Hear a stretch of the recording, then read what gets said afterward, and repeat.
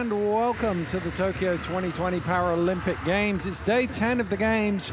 We're at the Ariake Arena for some wheelchair basketball action.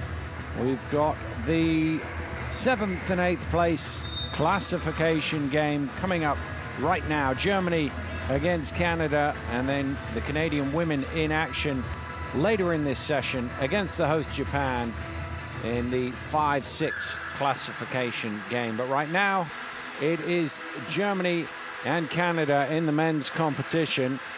Germany with 3 wins and 3 defeats so far in these Paralympic Games. Canada 2 wins and 4 defeats on their way to this stage. You can see the Germans at the top of that draw, losing to Spain in a nail-biting, thrilling and occasionally feisty quarterfinal, whilst Great Britain saw off Canada. Canada really running out of steam in the second half.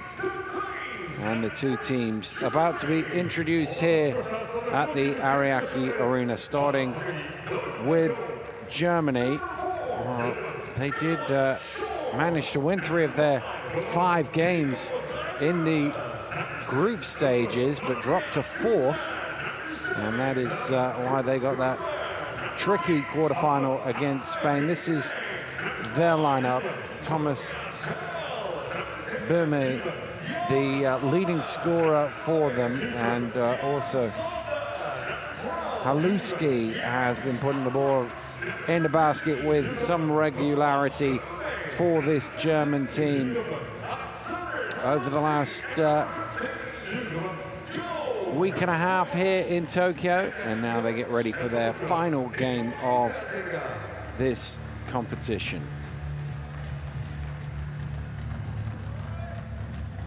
Well, Canada about to be introduced. A team that's well used to the medal rounds, but this will be an improvement on Rio for them. After 4 straight finals, they dropped all the way down to 11th in Rio, but they will finish higher this time around. Obviously, Pat Anderson, the key man for them as ever, 3rd in scoring, 1st in rebounding here in Tokyo. Nick Gonshin also has scored well here, although had a bit of a rough shooting game in the quarterfinals, and they couldn't find points from anywhere else, which is why they saw Great Britain pull away from them in the later stages of that quarterfinal. Well, 2 teams have been introduced and are lined up out on the court. We will pause right now for the national anthems. We will start with the national anthem of Germany.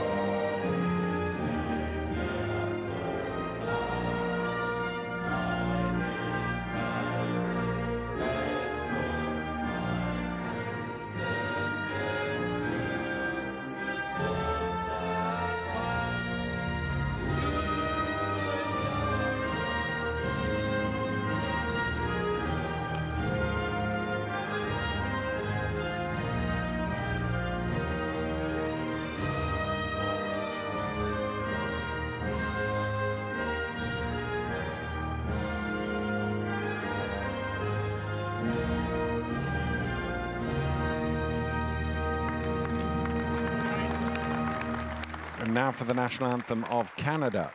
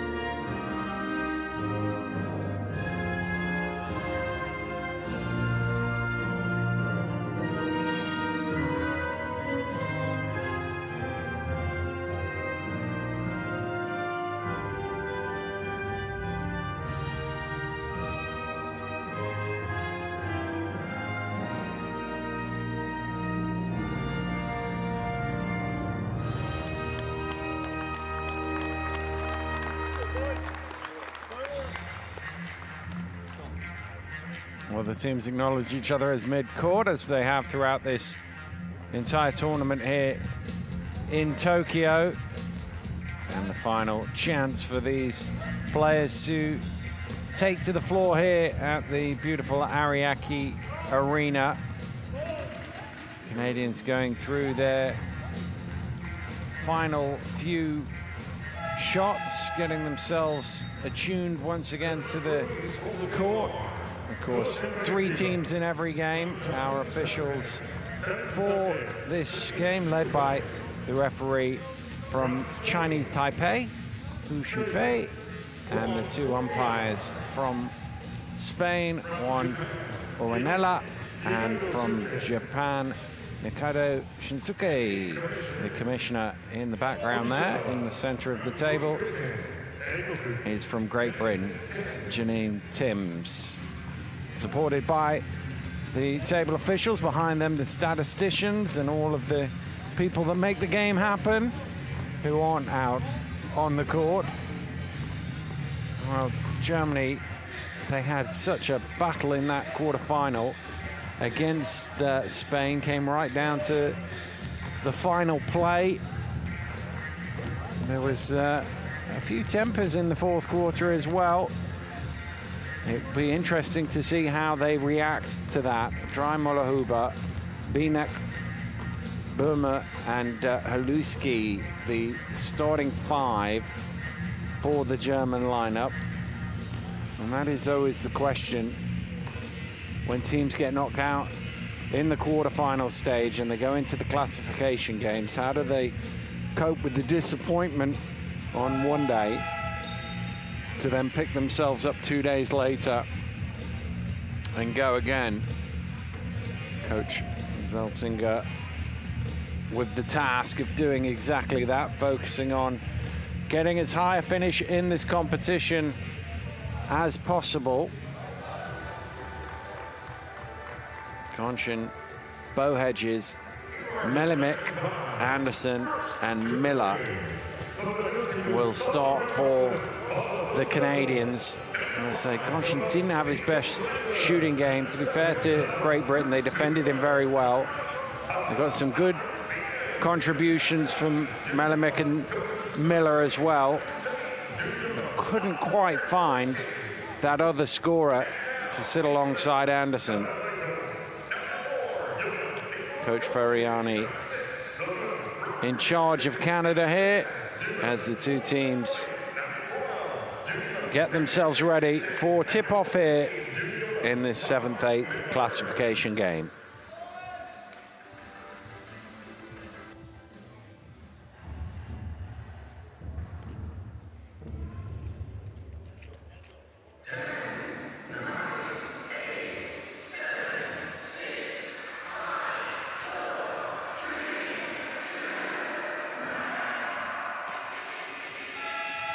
Here we go then for one last time for Germany and Canada here at the Ariake Arena in Tokyo.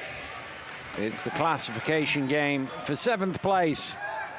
And it is the Germans who will get the first possession of the game, and the 3-point shot is up but off the mark from Binek. Here's Anderson. Konshin in the corner, back to Melimik at the free throw line. Once again, this time Melimik's going to take the shot and he's going to get points on the board.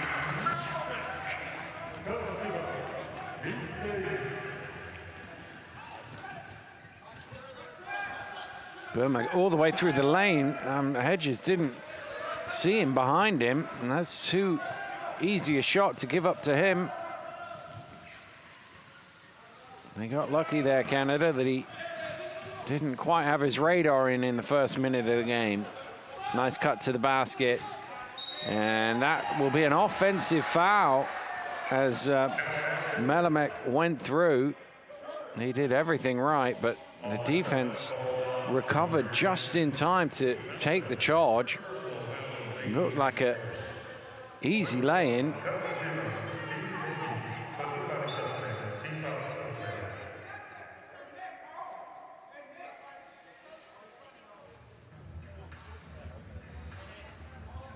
Well, there's just a tangle there. I thought they were just blocking each other off at first, but actually two of the wheels were trapped together. So it'll be a sideline ball to Germany, and they're trying to keep Malamek away from the defensive end, see if they can get a numerical advantage as a result. Maluski, nice pass. Foul is called, basket is good. 3-point chance for Andre Binek.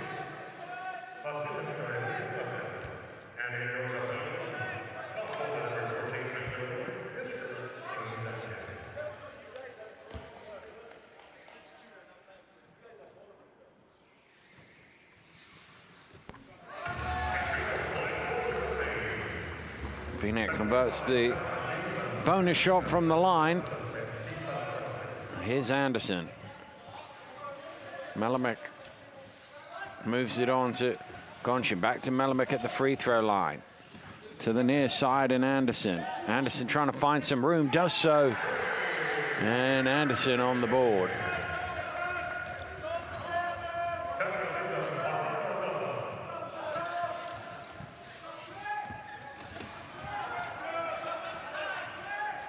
Binek with a nice roll to the basket, can't get the finish, and Anderson with his long arms pulls in the rebound.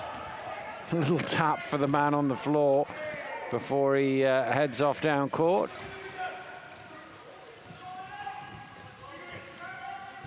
Conching, nice move. Drops it off. Malamek from close range is good for two.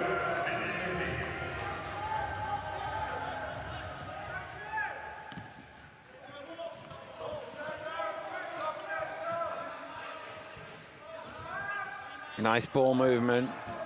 And a great shot from Dreimuller at the end. Anderson going for the block. He managed to avoid that and sink the shot.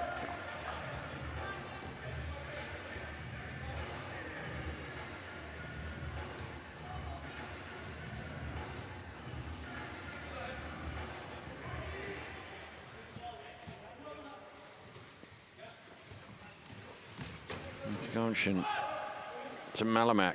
On to Anderson. He's going to take the shot at the free throw line. He's going to string it as well. And Malamek, perfect. 3 of 3 from the floor today for his 6 points. 3-point shot is short, but comes all the way back to Beaumet.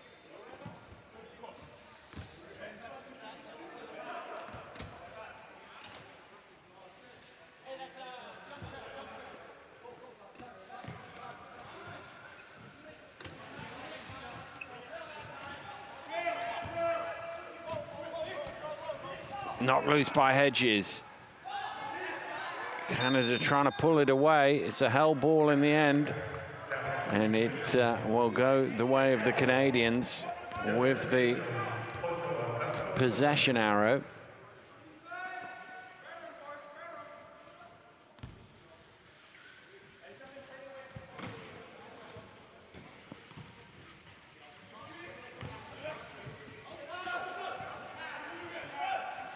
Malamek over to Anderson, 2 players on him. He tries to touch pass, but got that all wrong. Just tipped it straight to Huber. Nice pass. Tough with 2 players either side. Malamek in the end, I think, is going to get called for the foul. And number 2 on him.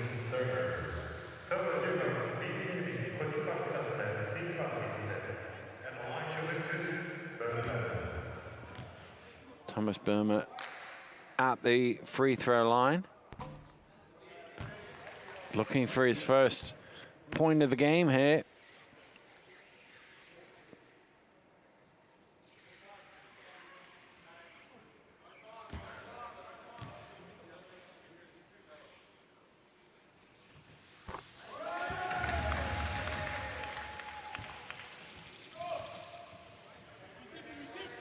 Germany 6, Canada 8, as Anderson brings it forward for the Canadians.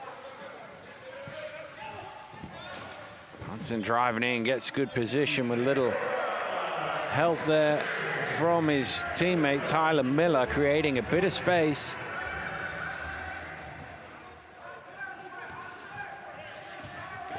Dreimola, nice pass. Binek slipping back door for 2.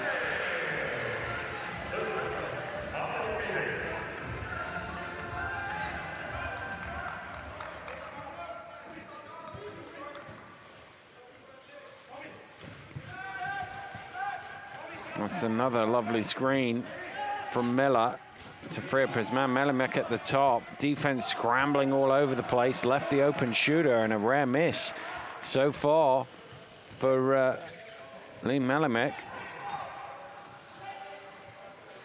Binek thinks about the 3. It's off right. Melamek with the rebound.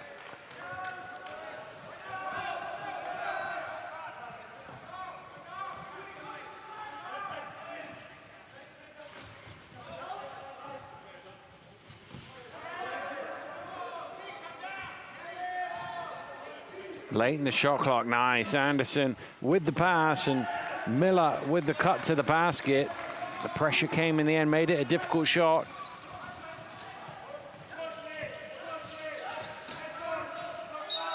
Foul call, basket is good. And another 3-point opportunity. Thomas Bome taking the foul and a chance to give the Germans the lead from the foul line.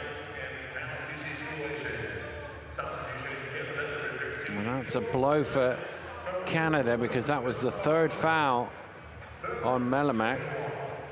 You can see there he's been replaced by Vermette, but Melamek was 3 of 4 shooting 6 of their 10 points. He'd started the game really well, but the foul trouble an issue here. All 5 fouls in the game so far to that point were against the Canadians. That's the first one on the Germans.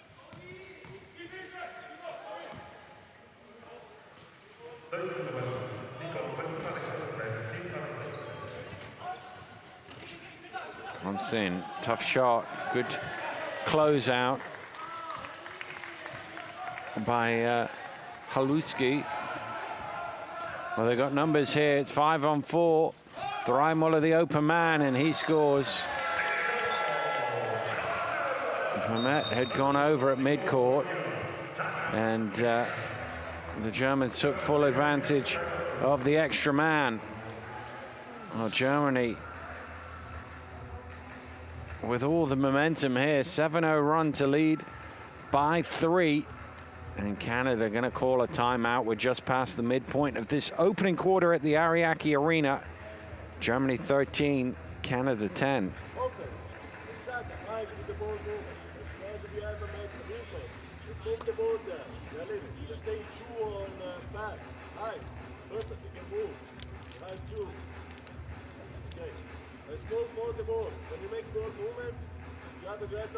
Let's go, boys. Let's go, boys. 1, 2, 3, Canada. Keep talking out there, White. Keep talking. Hey, talk on defense, boys. Talk defense. Well, the coach talking about ball movement, and when they have moved the ball, they have got good-looking shots. Obviously, Melamek got most of them, and he's not on the court right now, but there should be some space for others if they can make the ball zip. Obviously, the ball can move quicker than any of the players.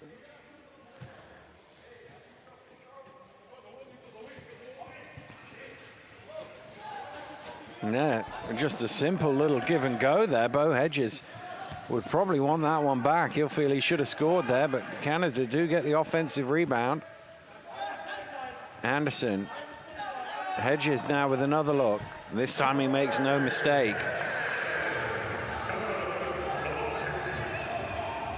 And quick outlet pass down court to Dreimola, but he's forced back out. Here he is again. Dreimola with the shot. Rims out. Bonton with the rebound.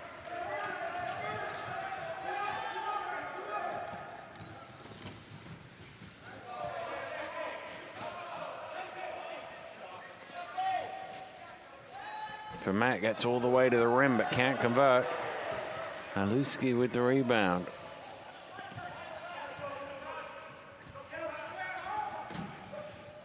Threimuller. Good hands to bat that ball loose by Miller.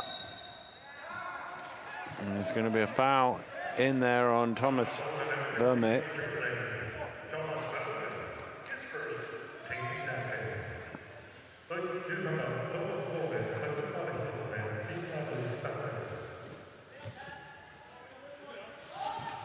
Johnson for three, banks it in. Johnson with his first triple of the game.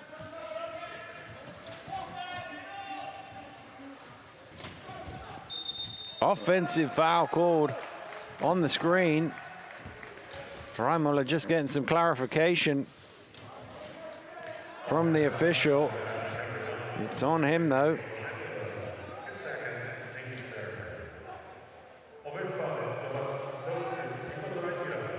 It looked for a second there like Canada were making a substitution, but the coach is still having a word with his players, so they'll do it on the next stoppage, I think. Here's Hedges. From the foul line, a little short, might come back to him. No, good work there from Binek to snaffle that rebound. Vermette. Nice pass, but Anderson with the quick hands. That looked a certain layup. But Pat Anderson, quick to react, to deflect that out of bounds. And here is that substitution, or four of them for Canada. Everybody except Nick Conchin coming out of the game.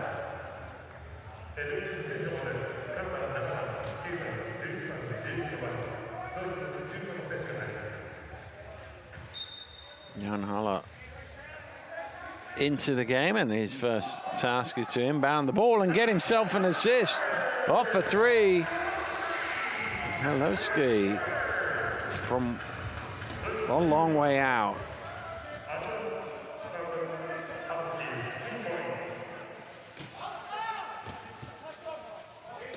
Johnson.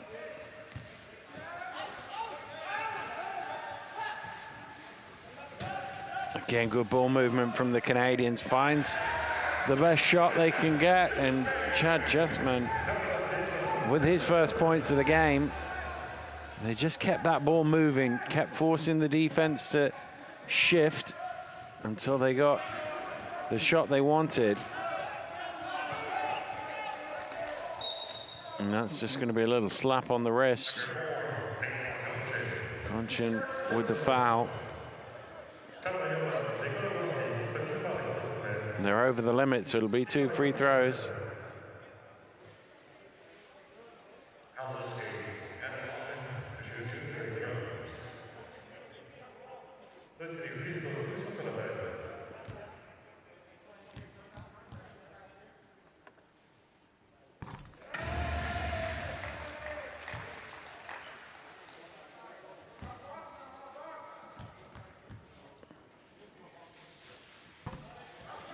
One out of two from the free throw line. He has been shooting pretty well from that distance through this tournament.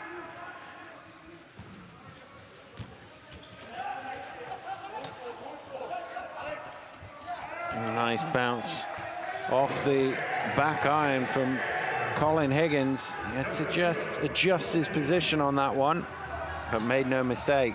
Pressure down court from the Canadians. Germany deal with it pretty well, very well in fact. In the transition, Haluski beating everybody down court, and he gets the easy score. Inside the final 50 seconds here of a tight first quarter.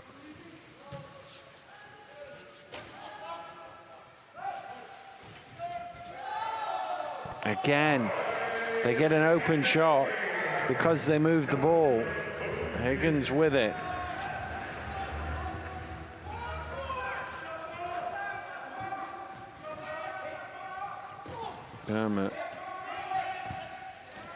Binek. Nice roll to the basket. Couldn't quite get it to drop there, Huber. The Canadians counting down the game clock. Oh, in and out from Gonson. A rebound pulled in by Bieniek. That'll do it. Nothing between these two teams really in this first quarter. It is Canada who lead by a couple, but there's never been more than 2 shots in this game through 10 minutes. Germany 19, Canada 21.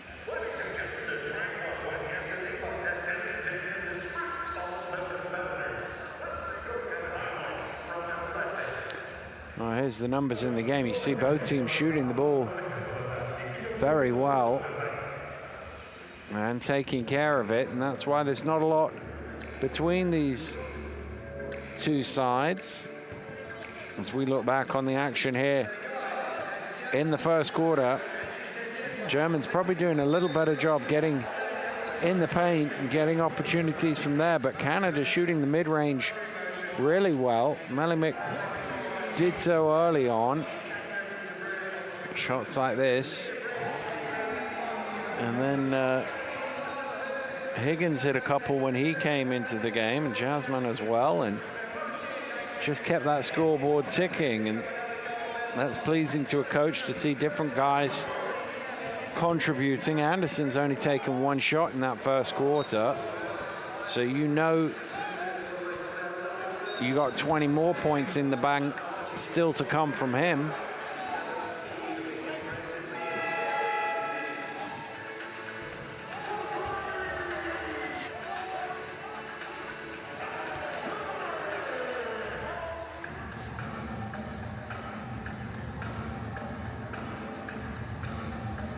Free-flowing opening first quarter here at the Ariake Arena, where Canada lead Germany by 2, but it'll be the Germans who start with possession at the midcourt here at the beginning of the second.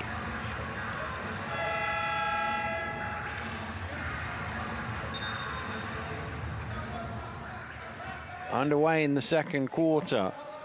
Bieniek for Germany, looking to level the game up. That's the first real threat they've had from that sort of different distance. Jan Haller with the shot, unable to score. Foul called on Dallaire.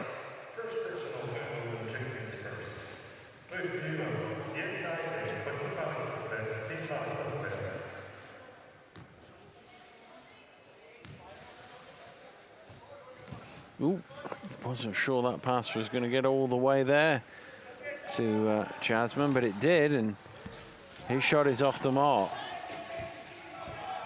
Burma with the rebound.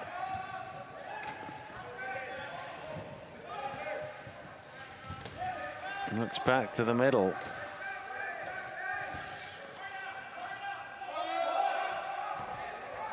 Good rebound from Gonson as that one came back off the iron from Bieniek. Nice pass, just a little bit too far in front, but good work really from Higgins. A, to catch it, and B, to be able to turn that in. Germany with numbers here. They broke that press pretty easily. And Burma with the easy score.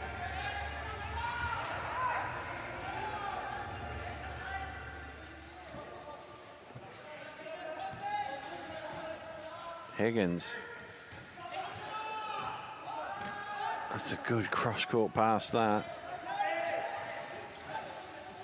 Hanson getting position, going backwards as the double team comes, and Nick Gonson with the bucket.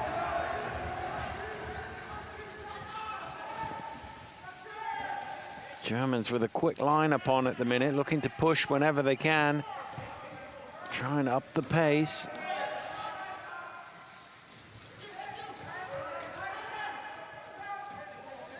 Last few seconds here of the shot clock. Burma strings it.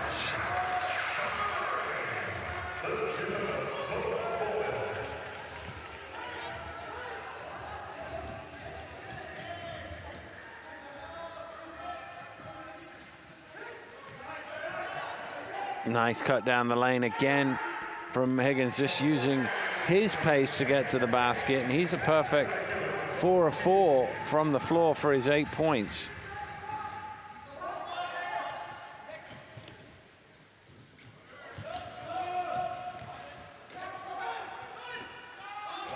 I think he was just inside the arc. Yes, referee signaling 2 for that.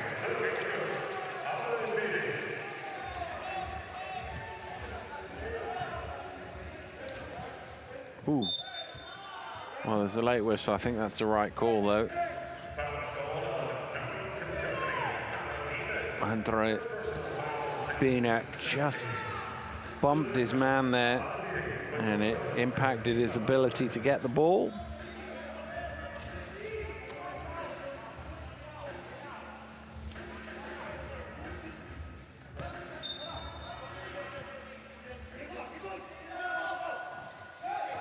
Crossing for 3. Off the mark.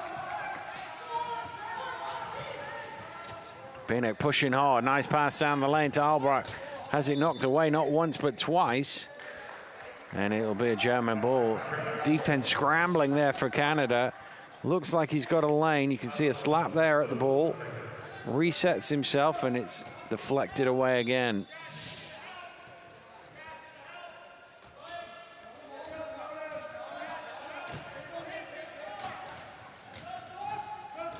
That one will be worth 3 as Binek hits the triple, second one of the game for the Germans.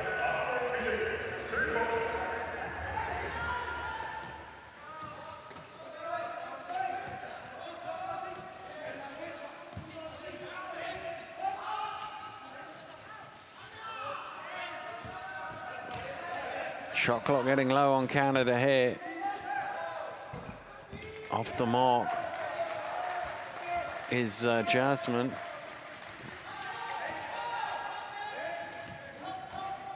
Oh, good turn of pace into the finish. That is nice play from Burme. As I say, this lineup has plenty of pace in it for the Germans. They're looking to try and exploit that where they can. Canada probably a little more methodical in the half court, looking to move the ball and create spaces.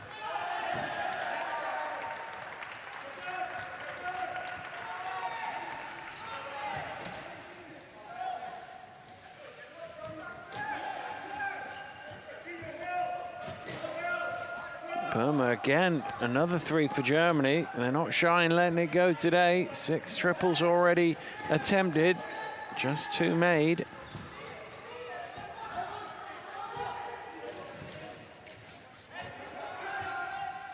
Higgins looking for options. Trying to go around the screen. Shot clock getting low here. Gonson's going to have to heave it on the buzzer. Gets it away. Rims out.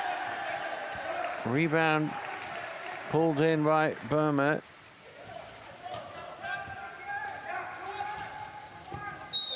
It's going to be a foul. It almost went in as well.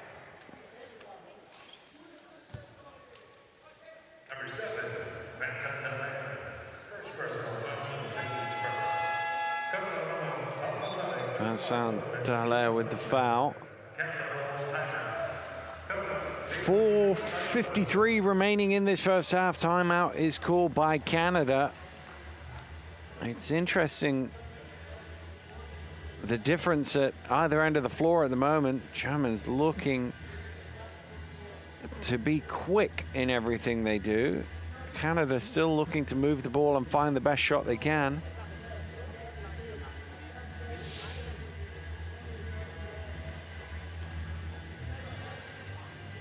And they're not afraid to put the 3-point shot up here, Germany, either. Knocked a couple down. The 3 glasses on the German bench there.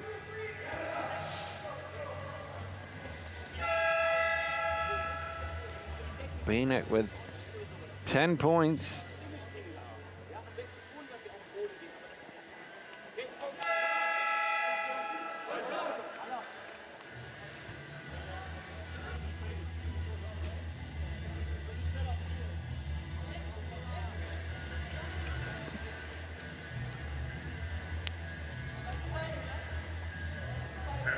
Last action was the foul that resulted in these 2 free throws.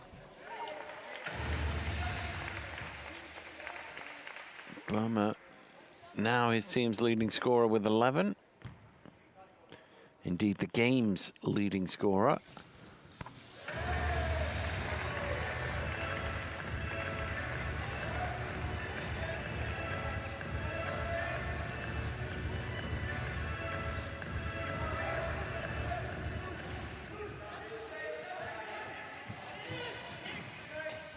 Jasmine.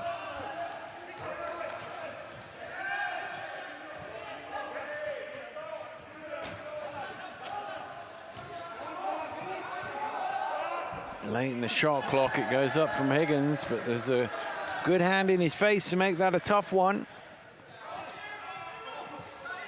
Binek.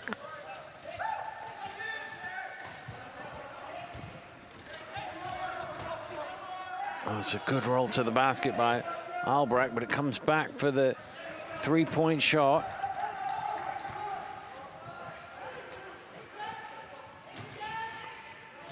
Conscience.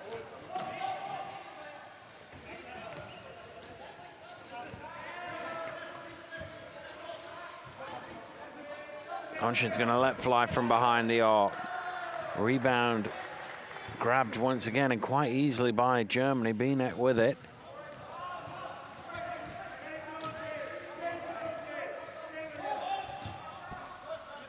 That's a more difficult shot. On the move, top of the key.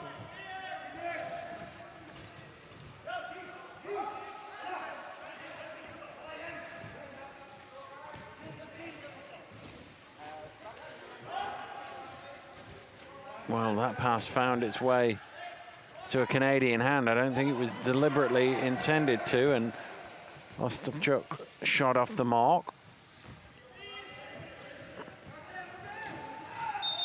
Offensive foul, the call.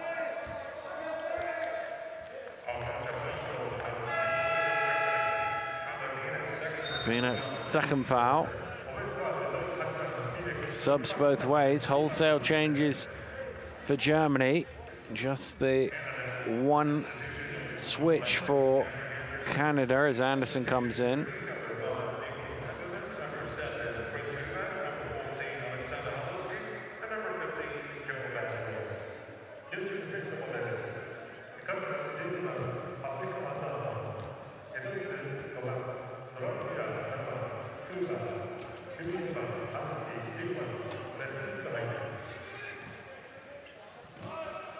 Anderson. Oof, he's done well to pull that in, and a nice pass on to Ostapchuk. Good work from Higgins in the first place.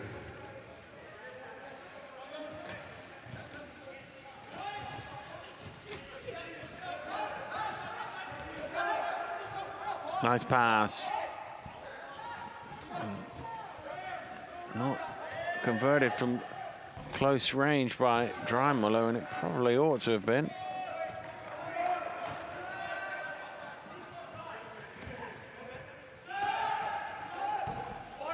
A little short from Higgins.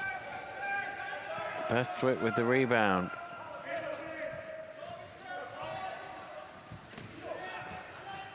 Dreimuller trying to force his way through. Deflected loose, but Haller's able to come up with it. Another three, and that will drop. It took a think, but Haluski's triple is good. His second of the game.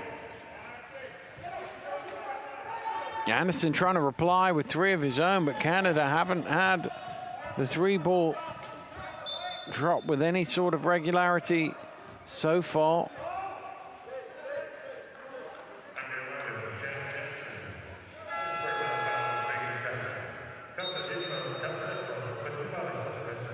.129 to go here in the first half. Germany with a 6-point lead. It's as big as it's been. They've not been able to get any further away than this. And a timeout called. They'll be thinking a couple of scores, couple of stops in this last 90 seconds. They can have a double-figure lead.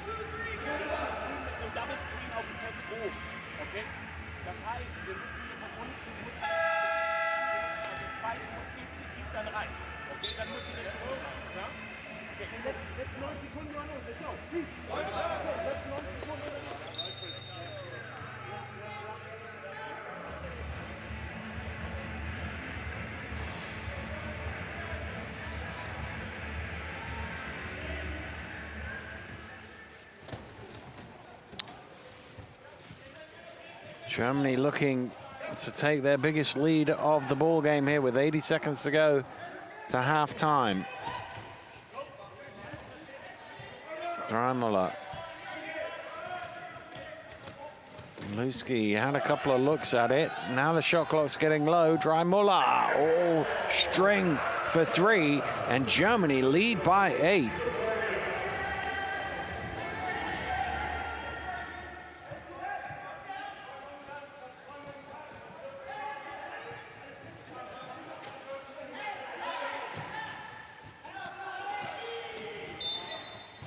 Foul called over on the far side. Joe Bestwick with the block, trying to prevent Anderson from getting into the paint.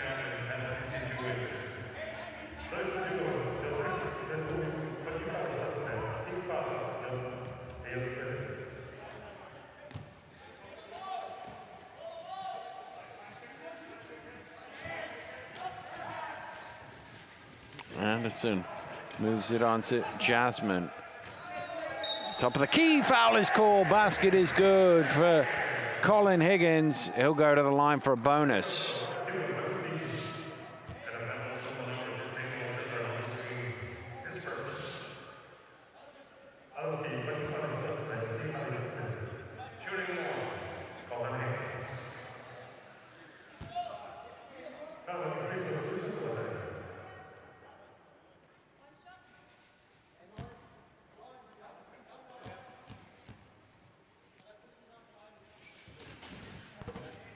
Oh, in and out, but a touch out of bounds there by Haluski. So Canada get the ball back.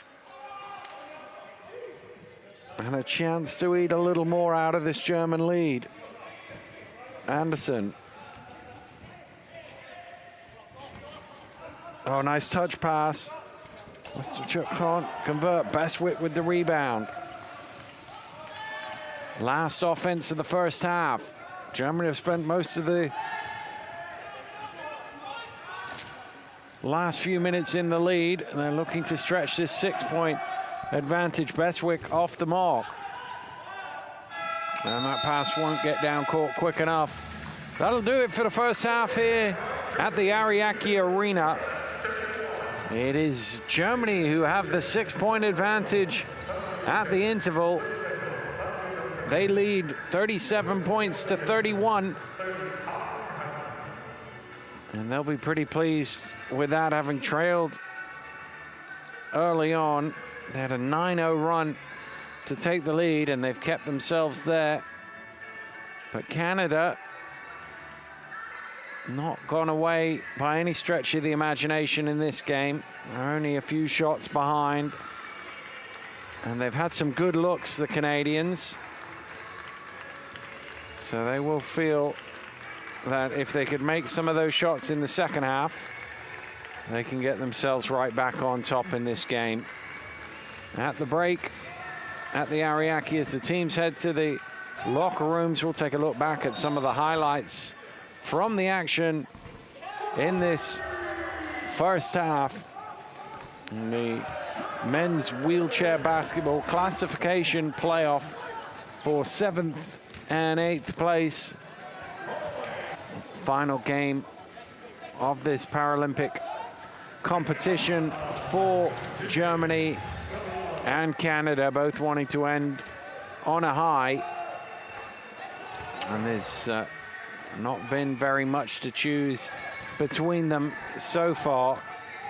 Germans have had some pretty impressive shooting from range. They've made some threes. I saw one a moment ago that was just a long two, but it still went in anyway.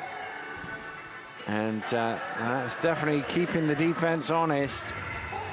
And that is why at the half, it is 37-31. Good shooting numbers from both teams. Took care of the ball as well. Rebounding pretty even. And scoreboard pretty even as well. Germany 37, Canada 31.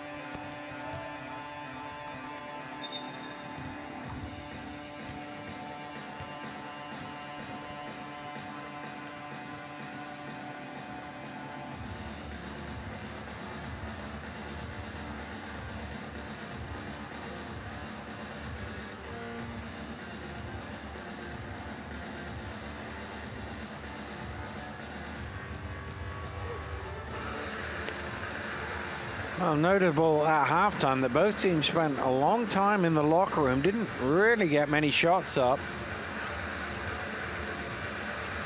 Coaches obviously with plenty to say. And an important little spell here. First 2 or 3 minutes of the second half. I always think if you can start the quarters well, just look up at the scoreboard and, you know, put an 8-2 run on, then, well, the complexion of the game would be very different. If it was Germany who started like that, they would have a nice double-figure lead. If it was Canada who had that sort of advantage, would be level.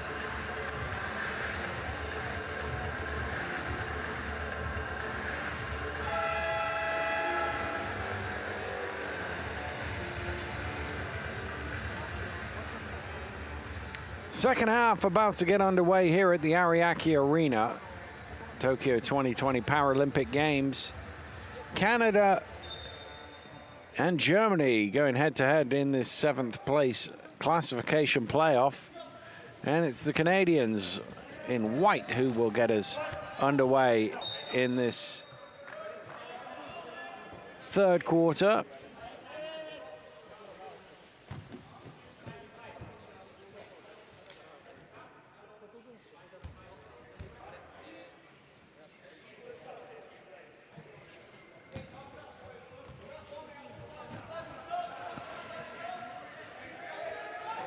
Huba, Binak, Burma, and Haluski, the starting 5 in this third quarter for the for the Germans even.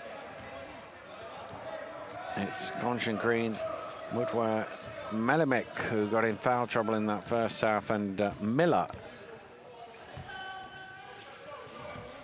The opening lineup for the Canadians.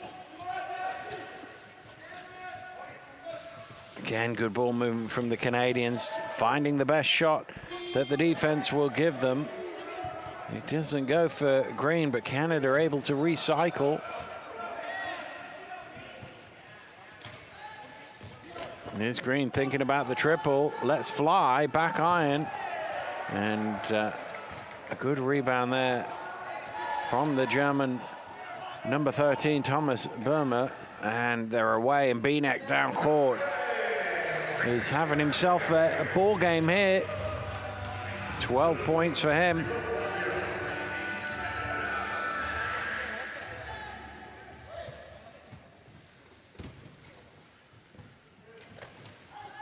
Green.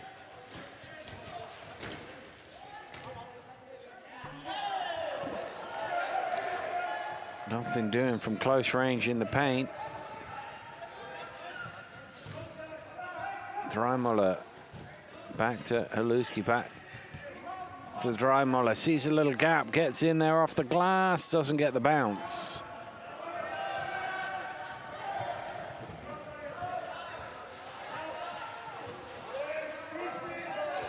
The Germans have got a man down. Dreimuller trying to get back into the play. Canada have the numerical advantage, but it's over now.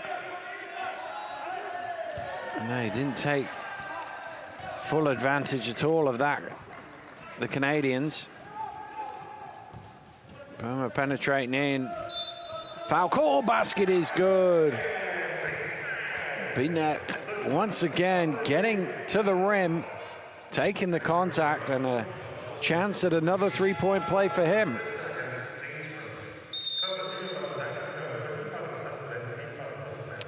Well, coaches never like to burn one this early in the second half. 2:19 gone, but Germany with a 10, potentially 11-point lead have forced Canada into a timeout.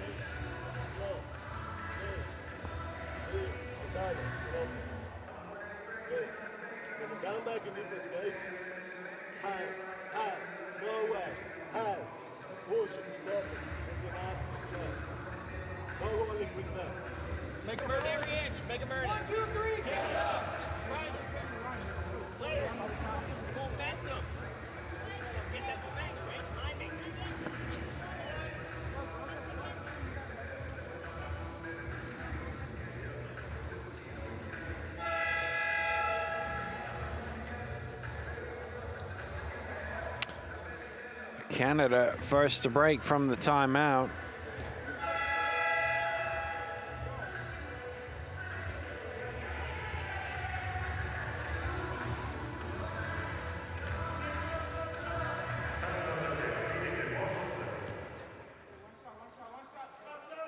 You can see Germans have done a really good job of getting to the free throw line, and when they're there, more often than not, they've been knocking them down, and they lead by 11 here, having scored the first 5 points of this third quarter.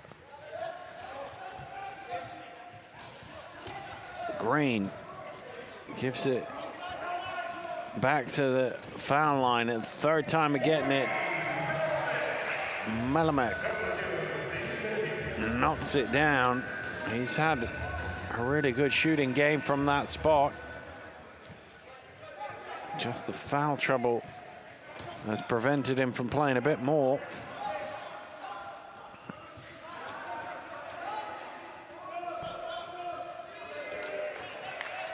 Well, pulls in the rebound. Here comes Green.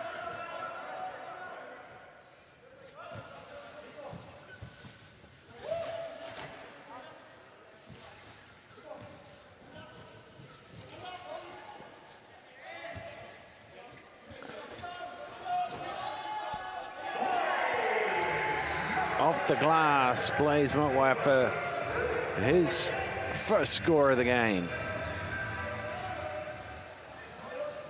Come around the screen. He's going to let fly from behind the arc, not too far away. Mutwa in with the rebound, great outlet pass. Although super recovery from Bienak and the German defenders.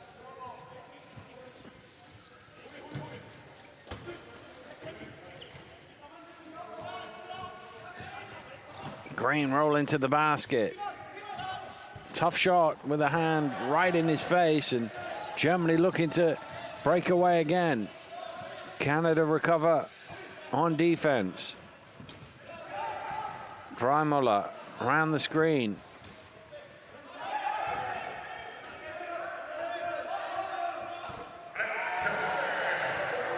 Haluski with the fadeaway.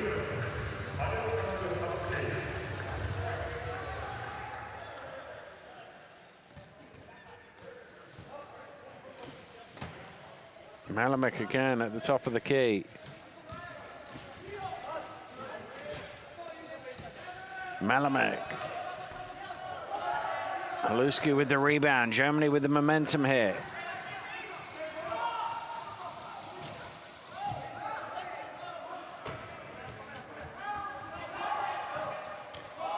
Haluski off the glass. Mutwa with the rebound.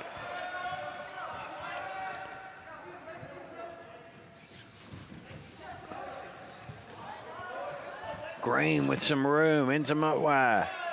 Sets himself for the shot, gets his own rebound. Second one short as well. Through the hands of Bienak. Can he keep it in? Yes, he can.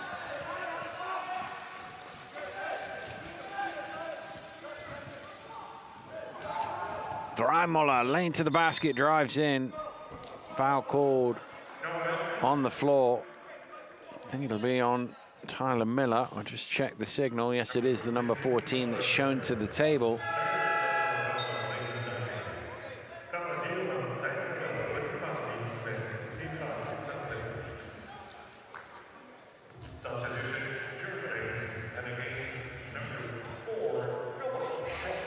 Philip Sharp into the game for the first time. Drops it off. Back iron. Hodgson with the rebound.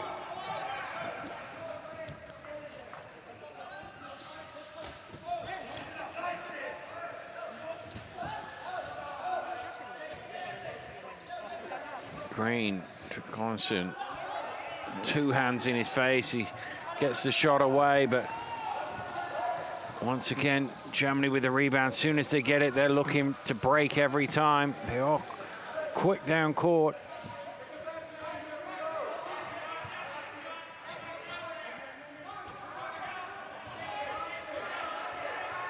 Noski. Time running out on the offense. Bienak off the mark.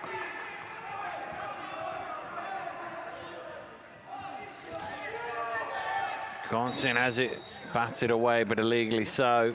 Benek's going to get called for the foul. His third.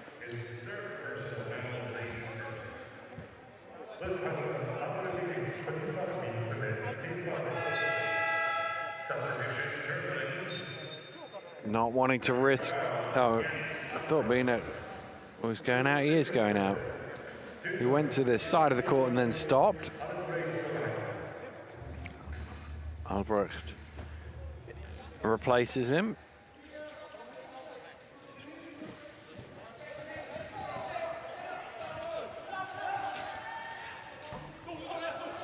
Off the mark.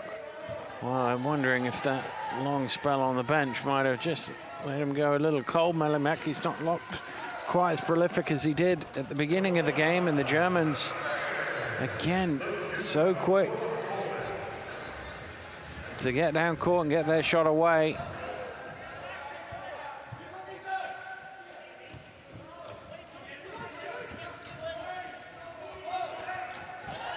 Stolen away by Haluski.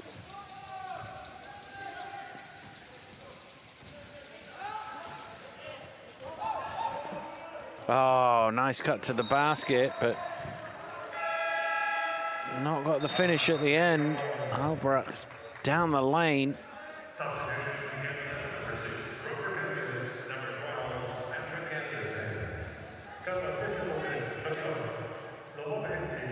Canada making a change.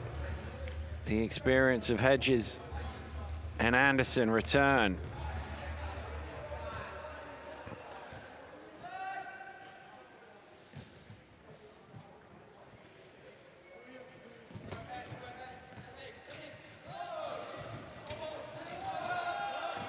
Hedges, well, it didn't take him long to make a mark in the game. First touch of the ball since coming in the second half, and he's in off the glass.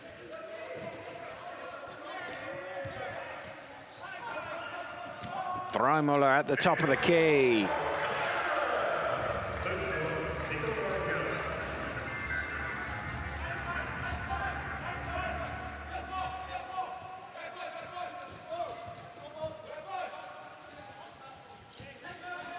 Anderson looking for options, gets it to Hedges. Anderson cutting into the lane. Shot is a little short, gets his own rebound. How incredibly athletic he is. Even at the age he is now, he's still able to grab rebounds that others can only dream of.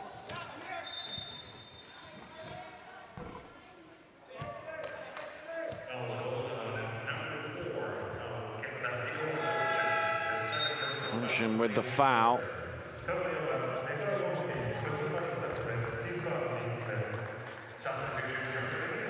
Short comes out of the game.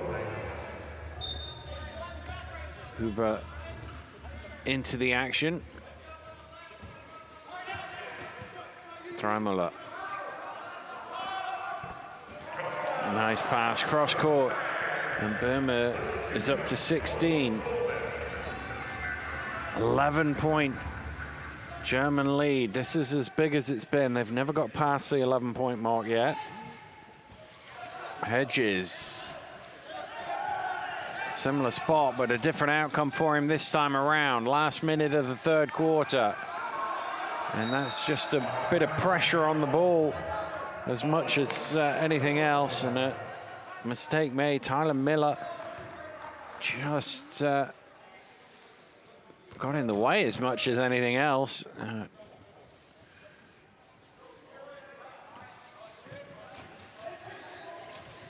Anderson.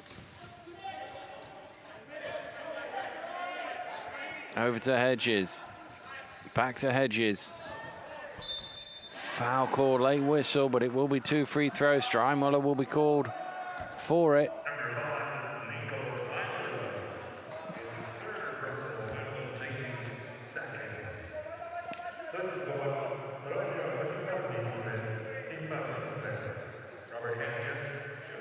Bo Hedges at the free throw line, trying to cut this back to single figures for Canada.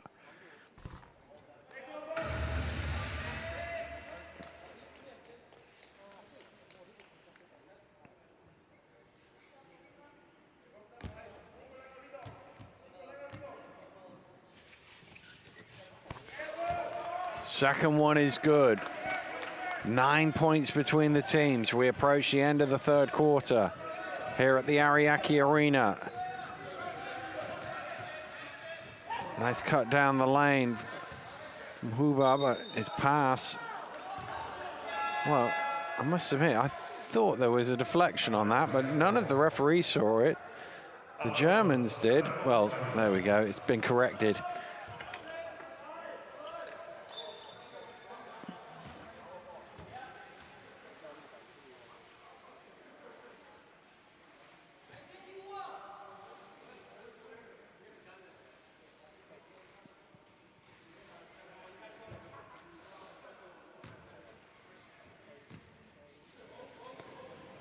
On the shot clock for Germany.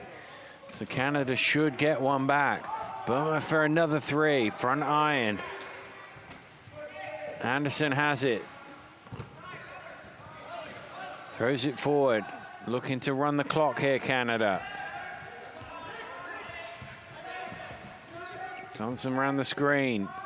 Hedges at the foul line.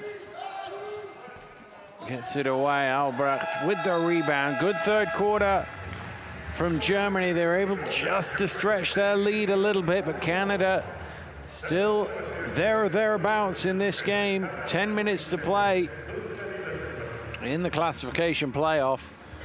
It is Germany 50, Canada 41.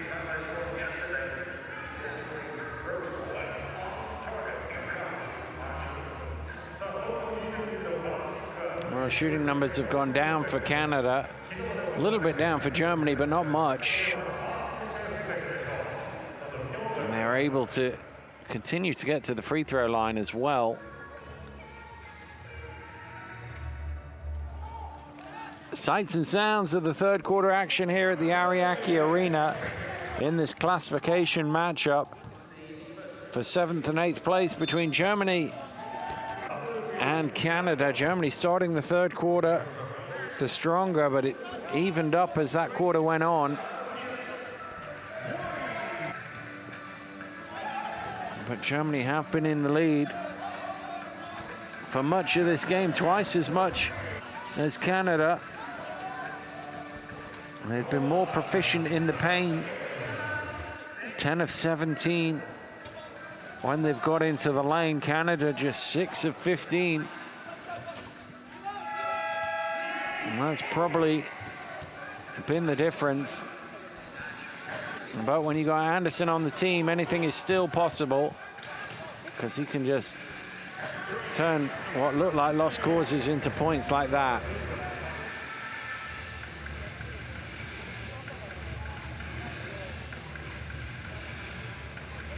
Well, they can't have another 10-point quarter, the Canadians, or they'll lose the game.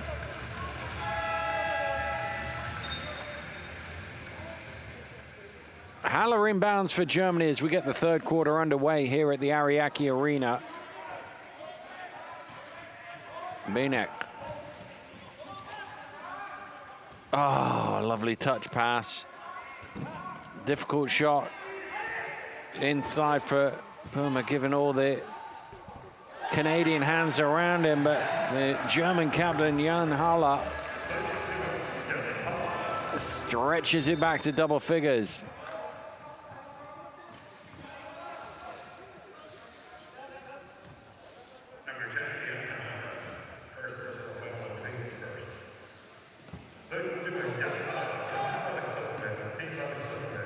Oh, nice pass behind the back from Anderson. Ooh, that nearly came out, but Bo Hedges gets the roll.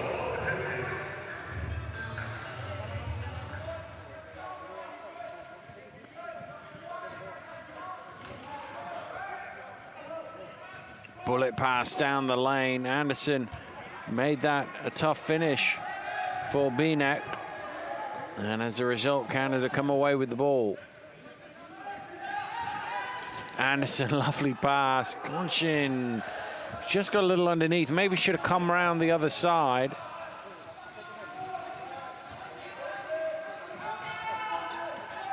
Binek, unsportsmanlike foul is the call. Went down hard, Binek. Yeah, he's just shoved him in the back there. No play at all on the ball, and dangerous because it sent the man to the floor.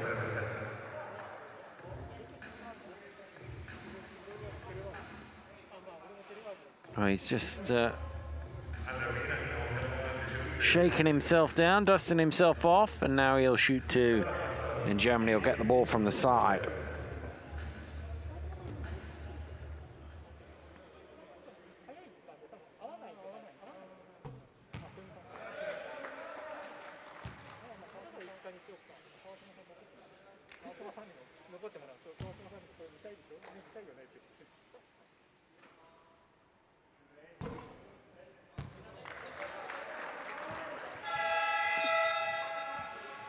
Canada going to make a change here.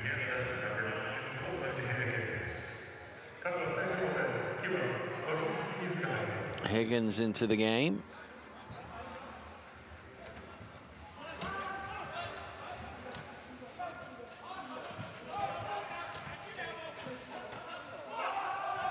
Let's go. Off the glass.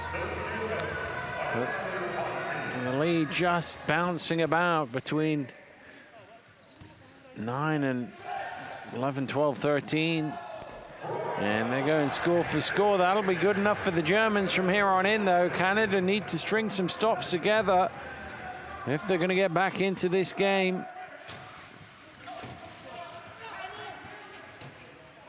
Hala at the foul line. Burma going after his own rebound. Pinballed its way out off a German player. So Canada do get a stop. Can they get a score to follow it up?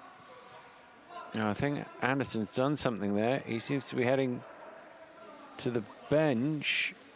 Not quite sure what the situation is. Whether it's to do with one of his straps, but there's something not right.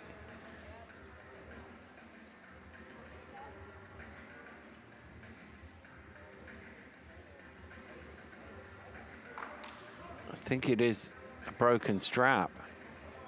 He's going to have to change chairs. Well, he's got one just sat there ready, is he? Oh no, he's going to do some running repairs, so they will have to sub him out.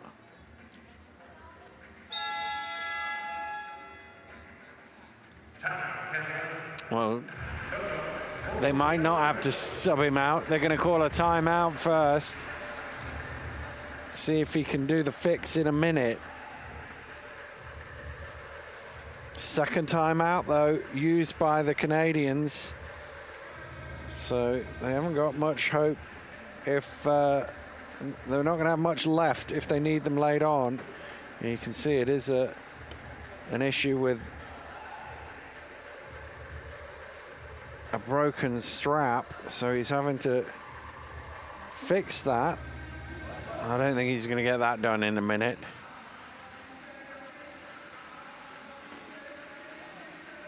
Needs an electric Allen key, really. Get it in and out quickly.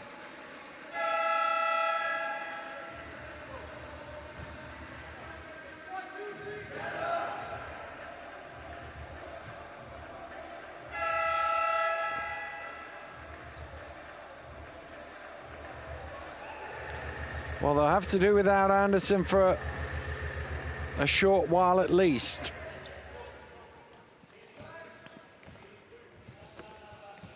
Canada to get us back underway, trailing by 9, less than 8 to play in the ball game.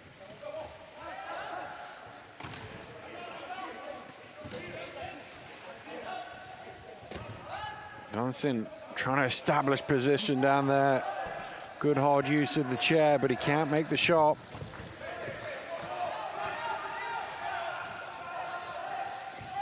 Mina bullets one down the lane. Just a little bit too far underneath that Haluski. Perhaps should have recycled it out. It's easy to say from here. Hedges at the elbow. Hits the shot, down to 7. It's been a while since they've been any closer than this. Anderson's almost sorted his chair out, by the way, so I'm sure he'll be back in a moment. Probably the next break of play. Beanek to the line, and the foul is called. Corey Higgins, the offender.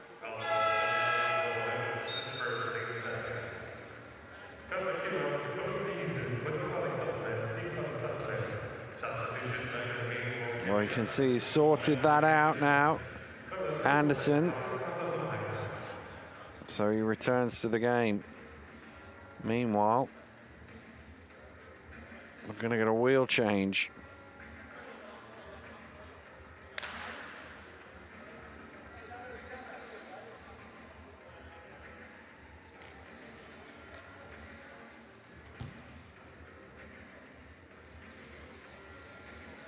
Nick has that sorted, so he'll take his attention to the free throw line, where he's been 2 of 4 before that today.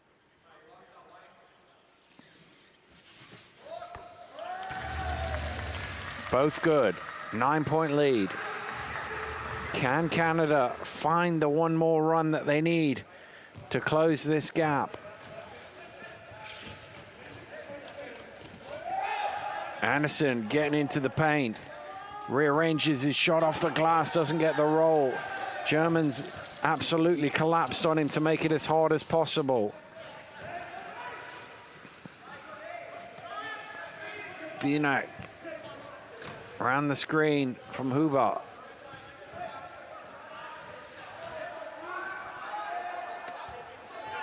Ruski doesn't quite get the roll. Anderson pulls in another rebound. He's looking to go and up the pace in this last 6 minutes. Can he drag his team back into it? Cross court it goes to Higgins, who knocks down the shot. Again, it's 7.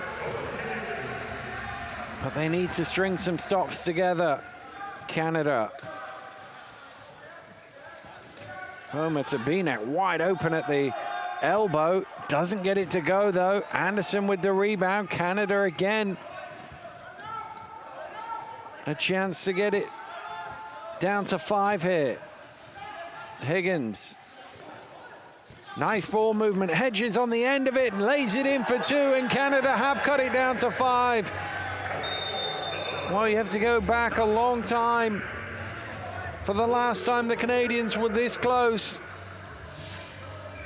Most of this game, they've been somewhere between a 9 and 11-point deficit, but with 5:25 to go, some great ball movement sees them cut it to 5, and a timeout has been called by the Germans, trying to steady themselves here.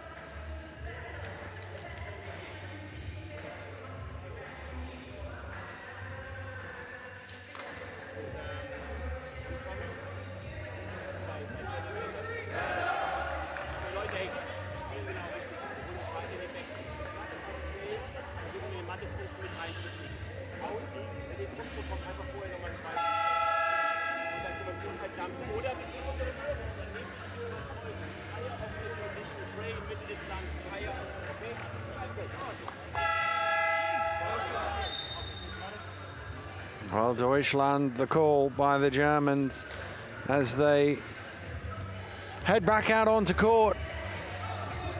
And I think just psychologically, they could do with a score here. Canada, a couple of defensive stops down in a row. The Germans could do with seeing that scoreboard ticking again. Beanek. Here's Dreimuller. Good defense, but they got round it. Anderson making that shot difficult. 3 hands on there. Ooh, Hedges, I think it is, who just got called for the foul. Tight one, that.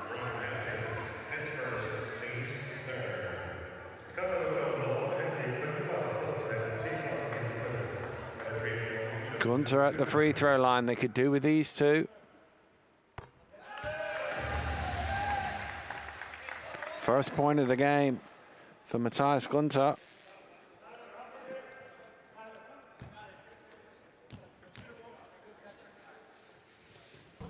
Second one is off the mark.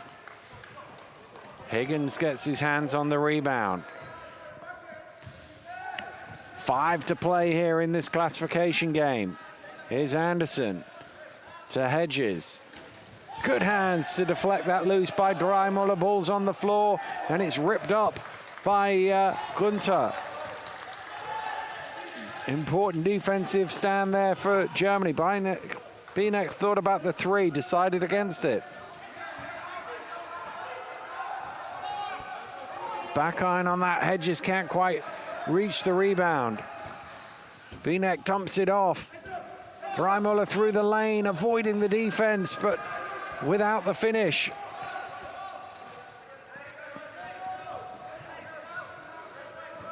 Anderson takes the shot, knocks it down. Pat Anderson makes it a 4-point game with 4 minutes to play. While the tension rising here. I think there's just a issue with one of the back wheels. It seems to be missing. Back wheel has come off. That's not a great time. Can he fix it quickly enough for him to continue on? No, I don't think they're going to get... No, they are going to allow them a bit of time to do the repair before our referee from Chinese Taipei intervenes and orders a substitution.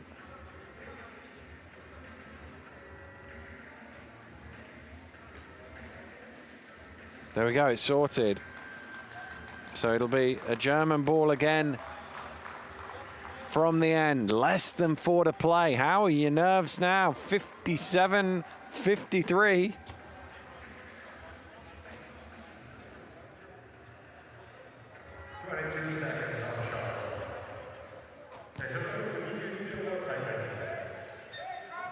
Well, there are a few from the German organizing committee in the building. They're looking a little nervous, having seen their lead go down. And there might be a bit more here as the Canadians look to cut it to a shot.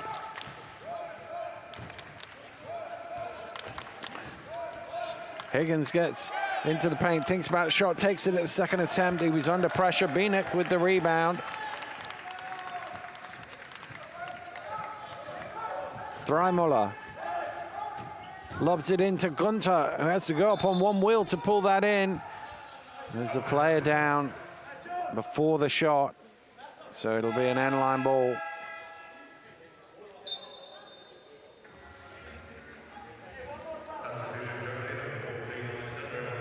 Haluski coming back in. Gunter takes a break. 3:20 to play. 4-point game. 14 on the shot clock. Ball from the side. Haluski stuttering his way round. Gets the pass cross court, and it's in for 2. Burma with the important score stretches the German lead to 6.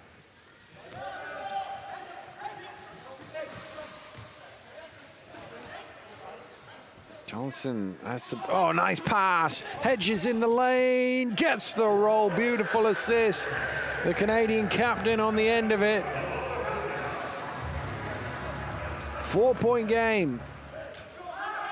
Lobbed long, a bit too long. Oh, it's kept in bounds, but the ball is loose. Haluski's able to recover. Beating it cross court.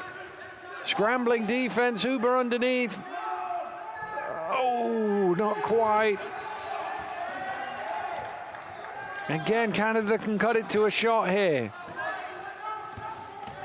Gonson driving in, tough one. Oh, gets the foul, but he will shoot 2.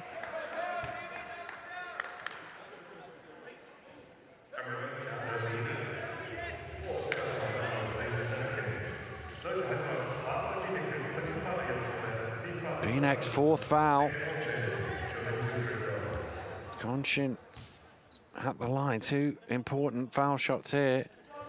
Oh, 67% for the tournament he is, but he misses his first one today. Second one is clean. 3-point game.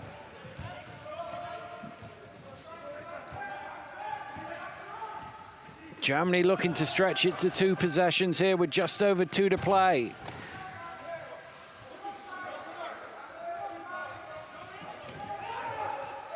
Dreimuller lobbing it in, great pass, and a lot of time there for Haluski to set himself and make sure he made no mistake. 2 possessions between the teams, 5 points. We're inside the final 2. Higgins to Hedges. Constant back iron. Binek with the rebound. And with less than 100 seconds to play, Germany have the ball and a 5-point lead.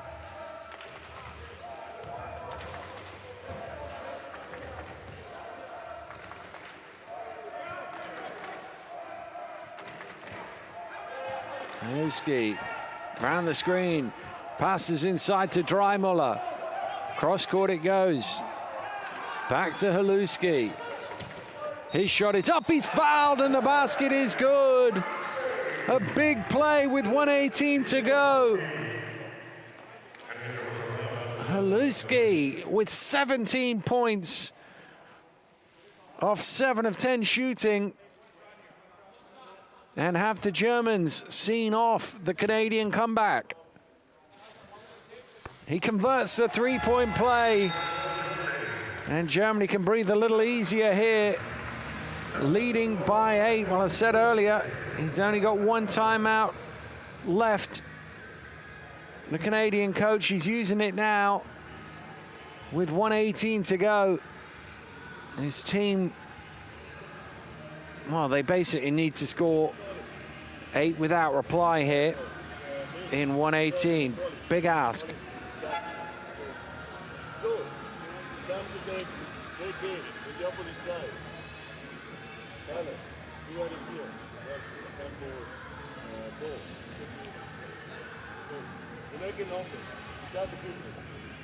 you have the space here, volley. If nobody is defending you out here, don't be the two.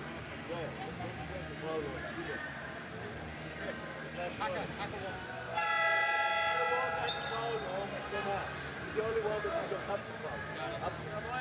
1, 2, 3, get up!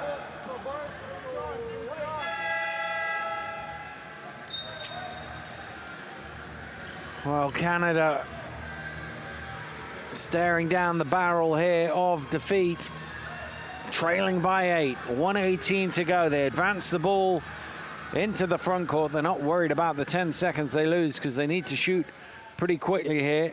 Time against them. Constant's going to fire up the 3, front iron. Binek pulls in the rebound. He's had a monster game.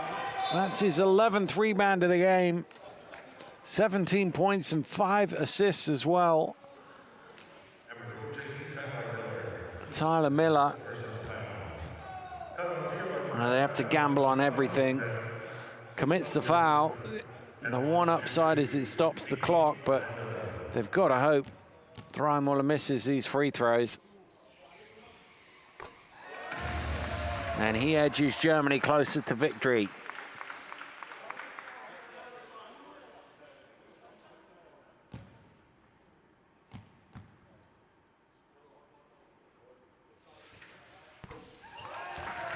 Makes them both, 10-point lead. Well, Canada got all the way back to a shot, but Germany weathered the storm and appear to be on their way to victory here with a minute to go. Hedges down the lane. Shot is off, offensive rebound from Constant. Hedges. Higgins' shot is off. Another offensive rebound, but Oh, what a block! Haluski throws it out. Huge block.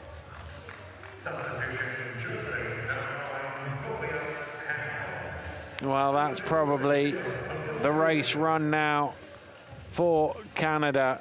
3 attempts and they couldn't get any of them in, and finally a rebound. Well, the foul is committed, but all it's going to do really is change the margin of defeat for the Canadians from here.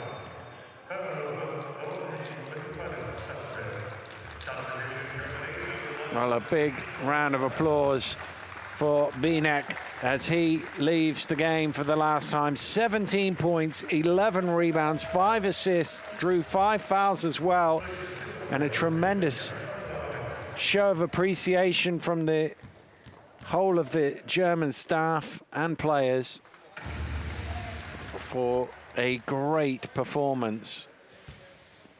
This guy's been pretty good as well.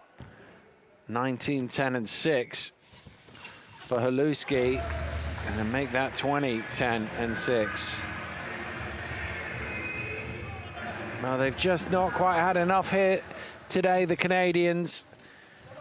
They threatened at moments, but Germany have been in the lead for much of this game, really took control in the second quarter, and were able to spend most of the second half somewhere around double figures ahead. The Canadians rallied at the death, but it wasn't to be enough because the Germans responded, and the last few ticks go off the clock, and it's finished here at the Ariake Arena with a victory for Germany. They will finish 7th, and Canada will finish 8th here at Tokyo 2020. Germany 68, Canada 56.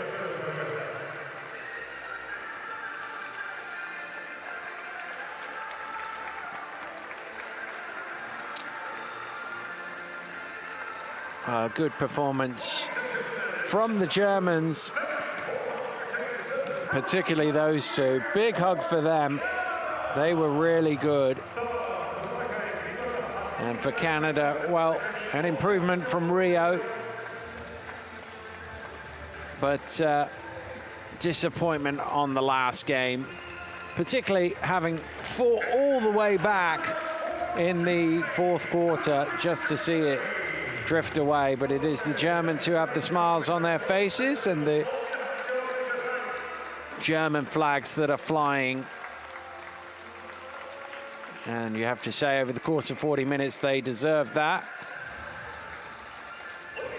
Both these teams have equipped themselves well in this tournament and provided us with some exciting moments.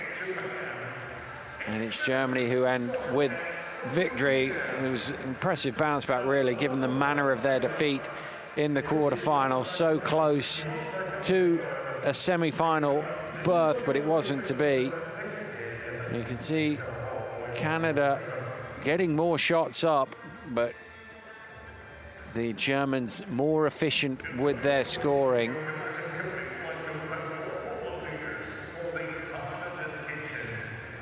And the Germans will make their way to the logo at the center court for their little post-tournament debrief almost. And these are the things they will remember and take forward into future games. Those who come back and play for the national team again in the future, the learning that they've had here over the last 10 days or so, and to remember this moment of victory at the end, finishing 7th in the Paralympic Games.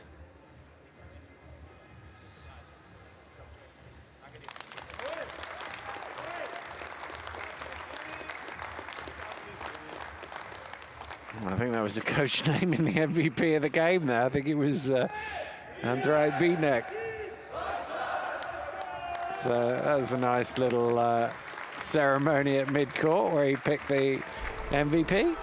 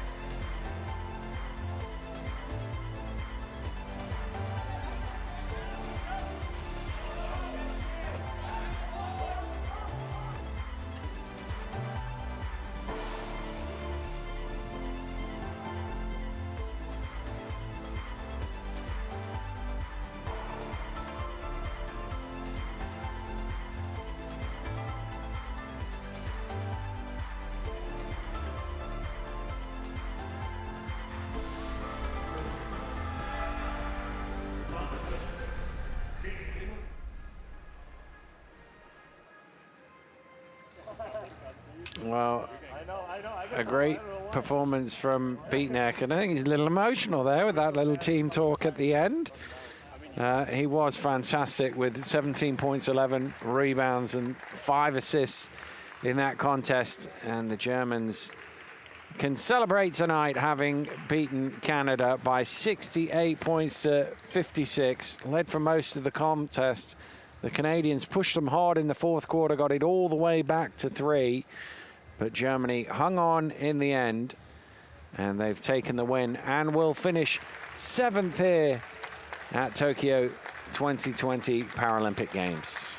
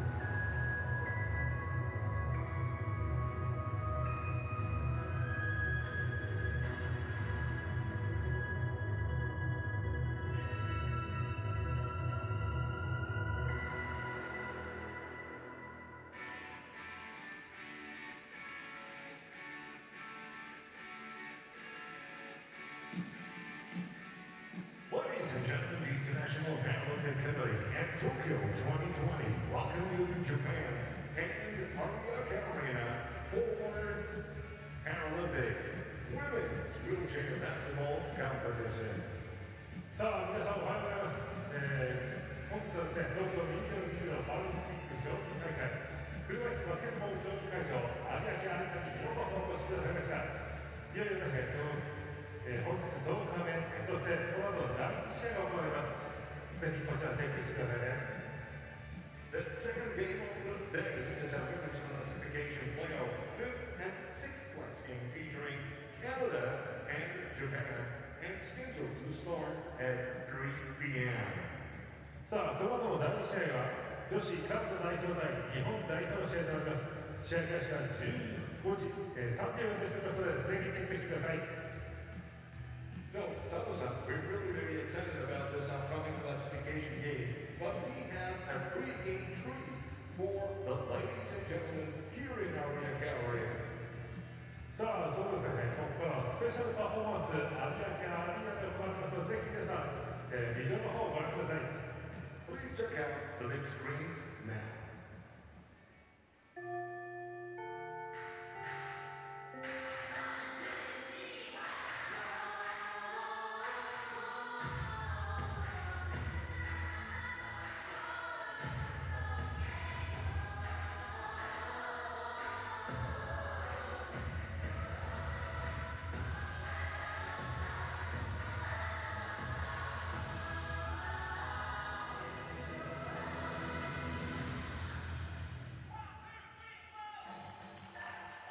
Ladies and gentlemen, this group of local school kids have been practicing every day for the last 2 years to be here in one of the world's biggest stages. Please welcome our performers! さあご覧の皆様、ここから次の世代を担うパフォーマーのたちによるスペシャルショーケースをお楽しみください。いずれも世界の目指すという意味で日々練習し、さあ初のたちのダンスたちパフォーマンス、ぜひご覧ください。 それではビジョン、そして会場中央ご注目ください。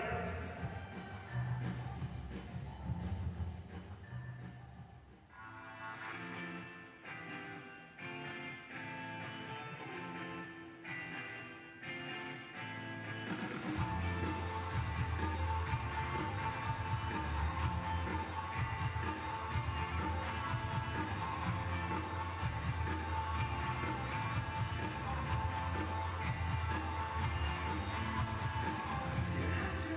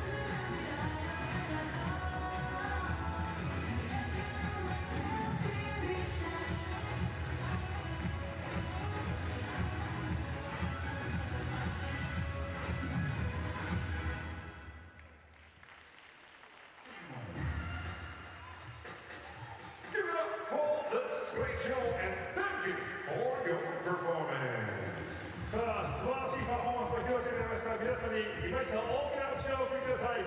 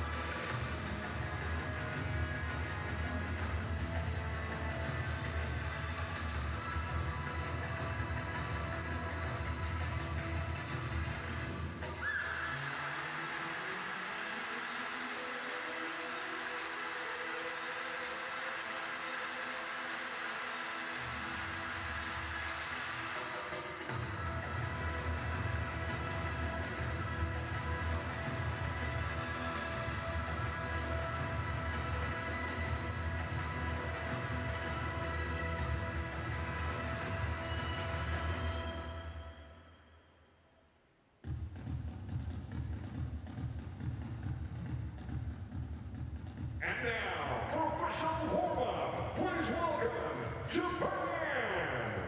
それでは両チーム選手の入場です。まずは日本代表選手の入場です。皆さん大きな拍手でお迎えください。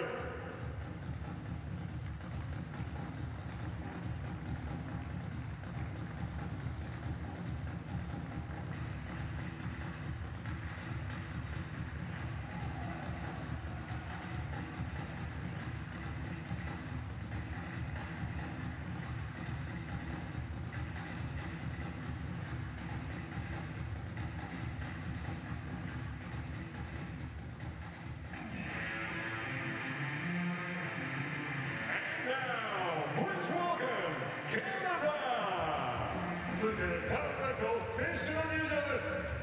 皆さん大きな拍手をお送りください。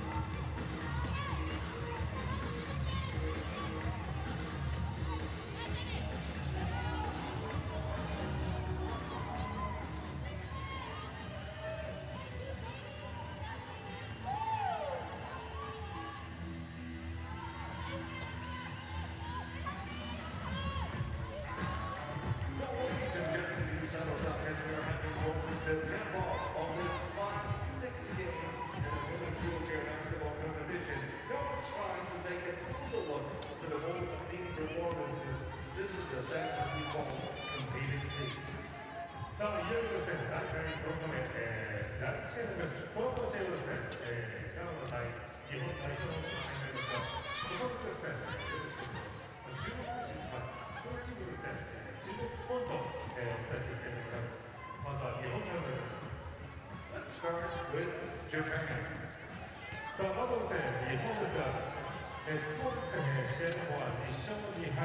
先日は大阪に敗れております。そのオーストラリアはですね、前回大会金メダルですね、3位に入っているチームがありますので、残念な形になってしまいましたが、今回、5位、6位の決勝、大会でもありますので、ぜひ日本をですね、この試合、大学のファーストですね、5位に優勝を目指していきたいと思います。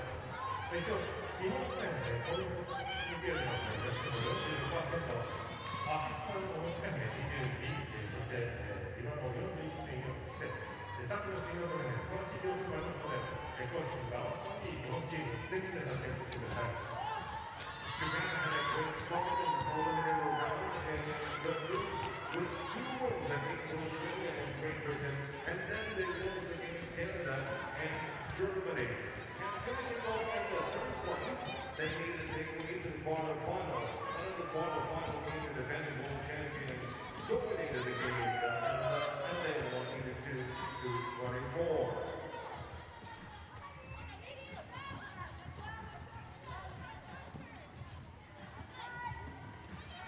Let's take a closer look to Canada.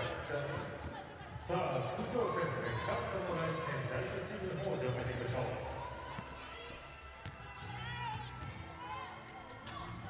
Canada also, just like Japan, had a great start to the preliminary rounds, winning against Great Britain and the host country, Japan. Then they lost to Germany in a great game on women's wheelchair basketball game.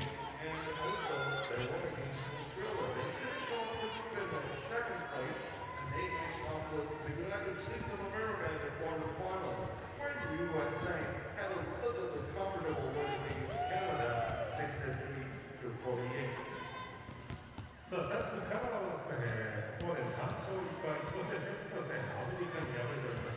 アメリカはですね、前回の日本では、ボートルがですね、相手チームになりますので、悔しいね、敗戦となりましたが、その試合でですね、なんと勝利を目指して、5位入賞を目指したいところもあります。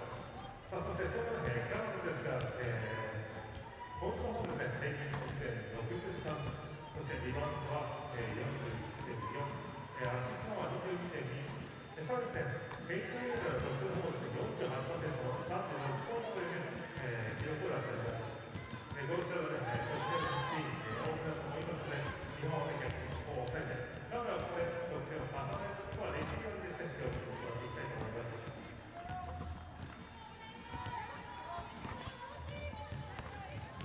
Don't set aside the two teams in Japan are going to play each other in the group stage, but this time they're going to be competing to finish off at the best possible place, which is the 5th. This is a 5-6 game and the women's wheelchair basketball competition.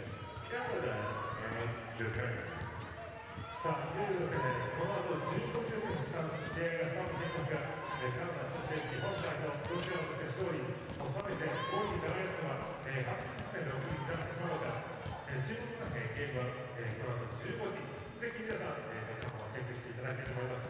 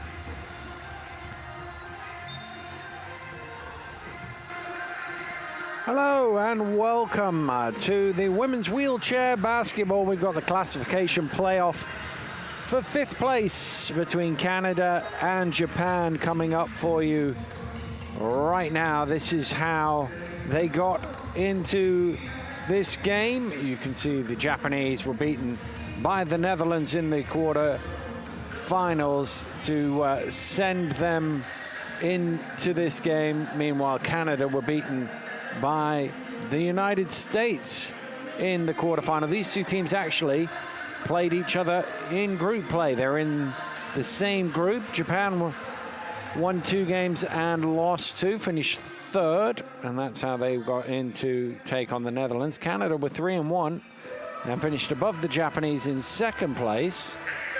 And so this is the second meeting for these two teams here in Tokyo, with Canada having won the first game 61-35. This the Japanese lineup for this game.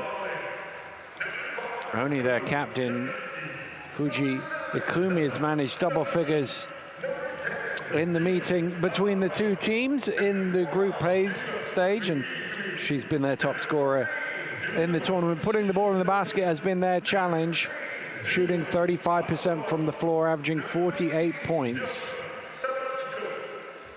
They need to find some way of getting that scoreboard ticking if they are to finish off here with a win in their home Paralympics. It's their first Paralympic appearance since 2008. They were 5th in Beijing, and they're looking to do something similar this time around. Meanwhile, the 3-time gold medalist Canada, 5th in Rio, so they can match that here. This is their lineup. Cody Dandino led the Canadians with 18 points in that win over Japan in group play. That was right around her scoring average here in Tokyo, 19.2 to be exact. Aaron Young is also scoring well for them in this tournament. And they look in jovial mood, the Canadians, as they come out for their pre-game introductions. So the two teams have been announced to the arena, and now we will pause for a moment for the two national anthems, starting with the national anthem of our host, Japan.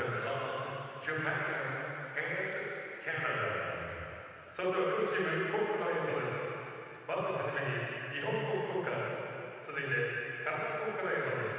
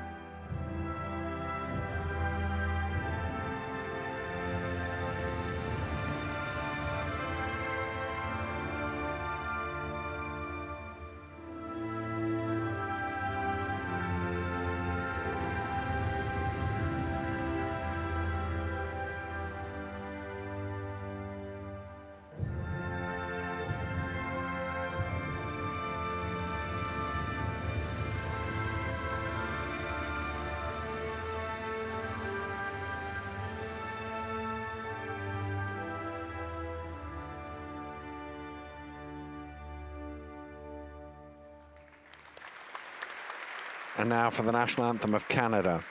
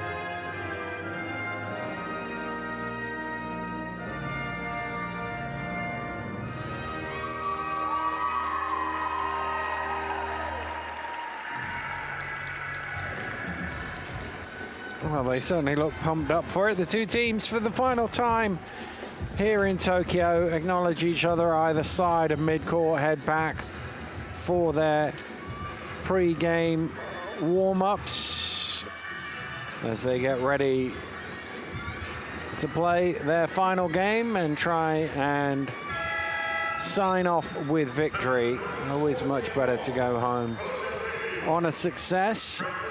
This is our officials for today's game. Our referee from Iran, Gahad Tamasian. From Argentina, our umpire, Mateus Quintana. And from Brazil, Gustavo Matias. And our commissioner in the background there, Nathalie van Moers of the Netherlands.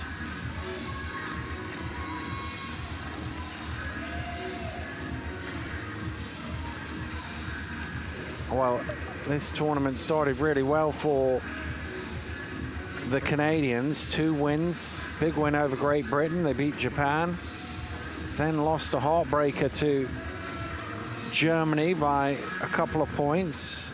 Big win over Canada, but their old rivals, USA, knocked them out in the quarterfinals. This is the starting lineup here for Japan. Yanagimoto, Hagino, Fuji, Animoto, and Kitama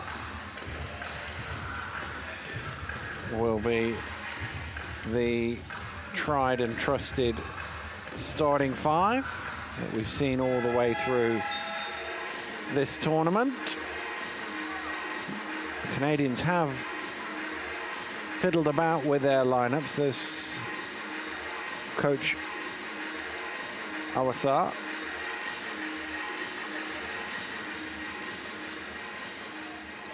So we'll see who they go with today.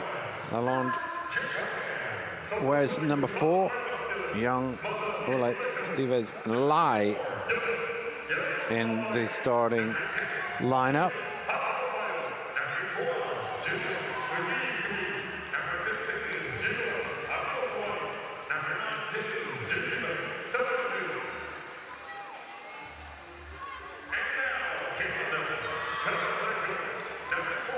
There's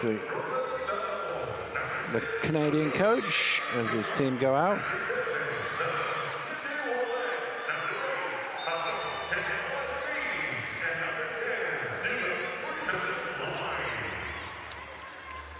Well, for the final time, our hosts will take to the court here at the Ariake Arena, and they will take on Canada for the right to finish 5th in these Paralympic Games.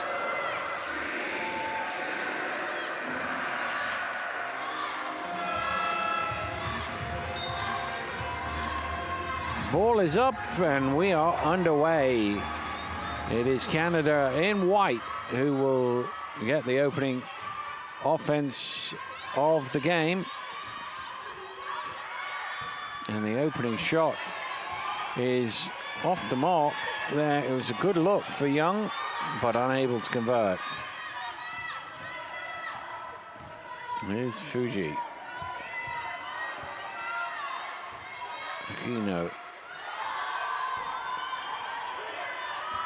No good from Animoto on the shot. Young trying to go to work. Hooks one back. It's a bit low, but pulled in by Lalonde.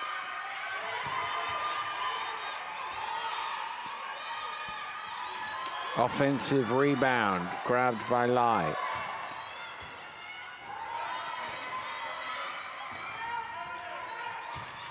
Nice pass. First points on the board.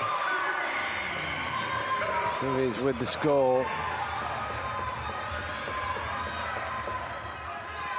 Animoto takes it across midcourt.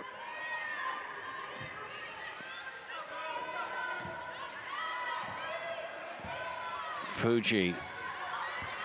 Isolated one-on-one on the near side. Looking for one of her teammates to get open. She's going to have to shoot this, Fuji. Time's about to expire. throws it somewhat hopefully in the vague direction of the ring. Good defense from the Canadians. They didn't allow anybody to get free. She had no passing options.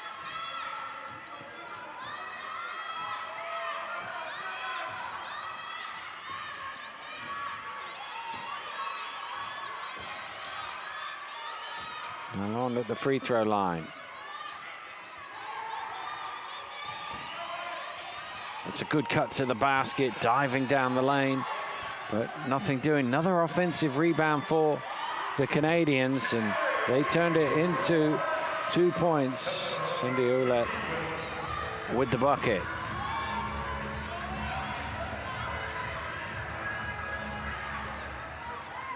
Anamoto right by the halfway line. It's going to be a backcourt violation.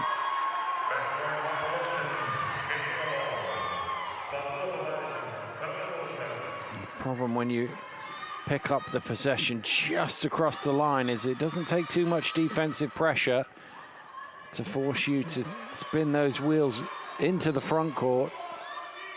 Well, your backcourt.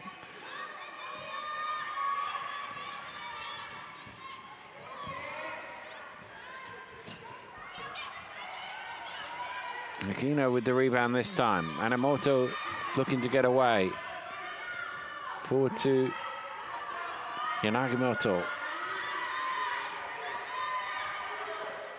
It's Aquino cutting through the lane. Anamoto squares up. Shots off the mark. Young with the rebound.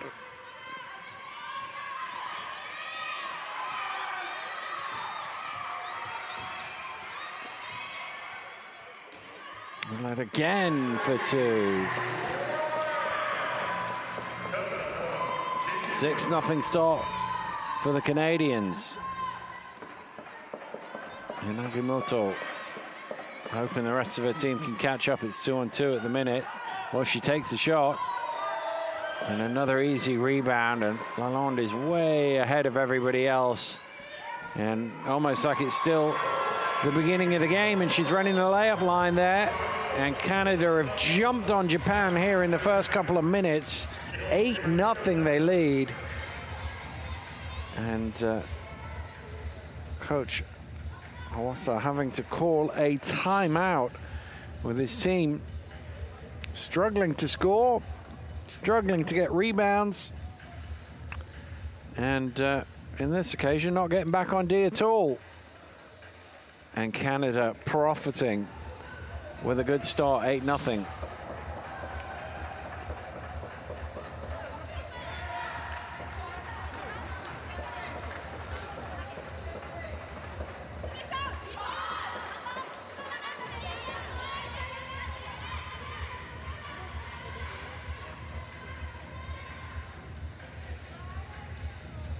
Well, the one thing you do know about this Japanese team is they play hard from tip to buzzer. So they don't seem to get affected by the scoreboard, whether it's in their favor or against them.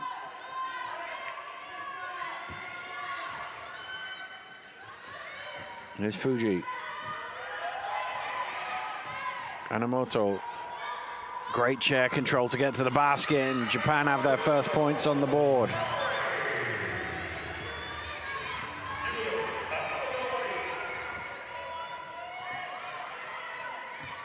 Young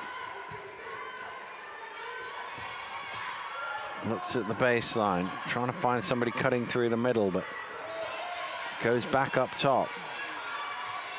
There's Young with a little quick pass into the lane. Good ball movement by the Canadians, and Lalonde on the end of it.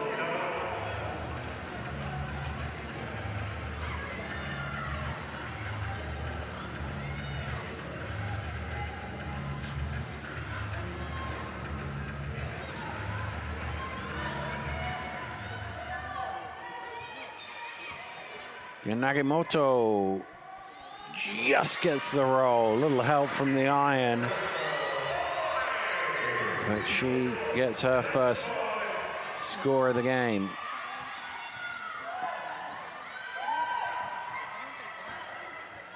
Here's Young. a lot of time to set herself, and that's not a good tactic from a defensive point of view, giving her that much space and time to get the shot away. Again, trying to force the backcourt violation, Young. It's lost by the Japanese. Canada can break here. They've got numbers. Lalonde out in front again, and she literally is still running layup line. Great start by the Canadians, leading by 10.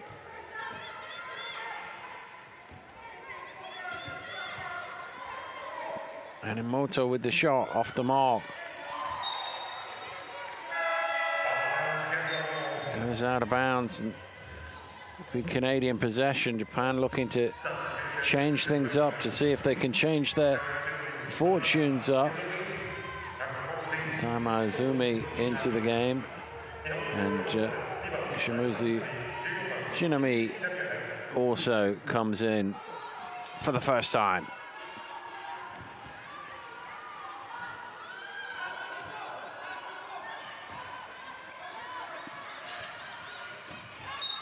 Foul called.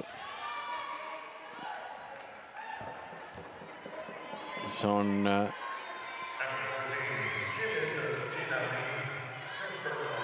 Shimizu Shinami.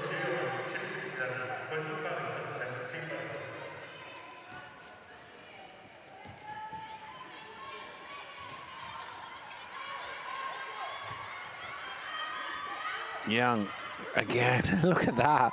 Great pass. All the defense came, and a good roll to the basket by Lalonde, who's probably not scored 8 easier points in international wheelchair basketball than she has here today.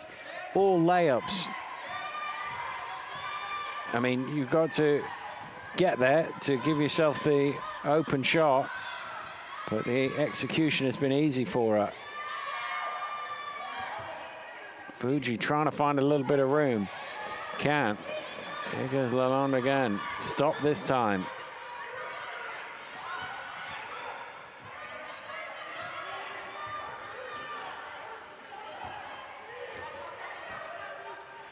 Well, again, a lot of room initially. There was a hand eventually to make that a bit more difficult for Lai.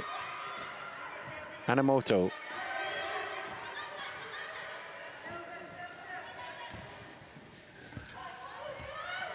Hanamoto into the middle, and it doesn't drop for Shimizu. Good positioning from Young. Just can't make the fadeaway. Gets her own rebound, does she? Ball's on the floor. Eventually Japan come up with it. Hanamoto kind of on her own, really. Going one-on-one. Waiting to see if reinforcements will come. Canada's defense tremendous at not letting the Japanese out. They've lost most of the shot clock here. Hanamoto's shot off the mark. Lalonde with the rebound.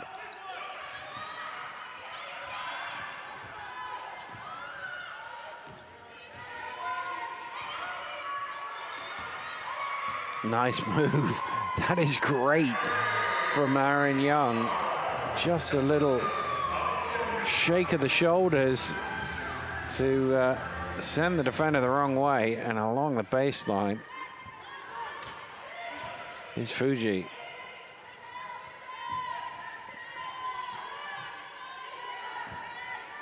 Hanamoto thinks about the three. Actually went over the line before the shot went up. It's out of bounds either way. Canada ball.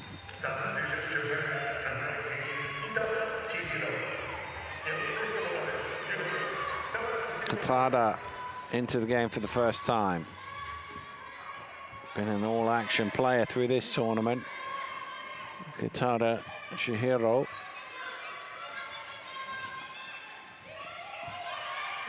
Young, cross-court pass. All string. Rosalie Lalonde into double figures with 10 points already. And you can see those first couple of easy layups have given her all the confidence in the world, and those shots look easy from 15 feet to an out. Here's Katada. Gets the ball through, but I don't know, can't score, and it's going to be another easy fast break layup for the Canadians.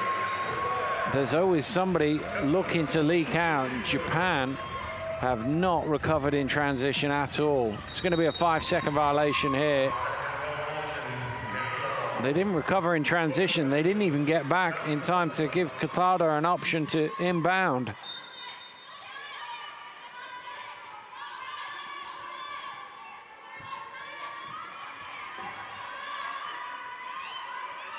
Here's Young, round the screen. Lovely screen it is too.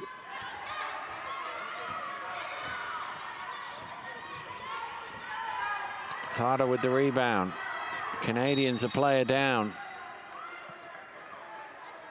Foul called. Deliberate foul really to stop the play and allow them to lie back into the action.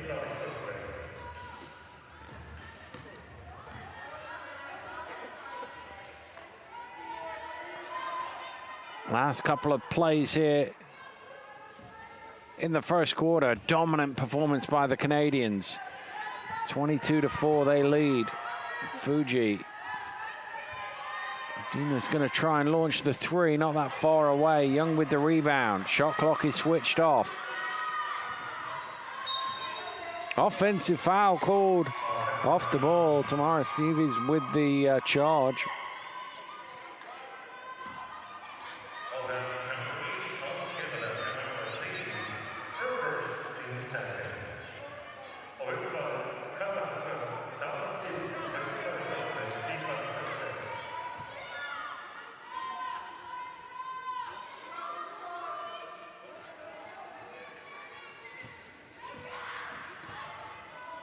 Ball in the front court, so the shot clock is technically on. There's only a few tenths of a second's difference.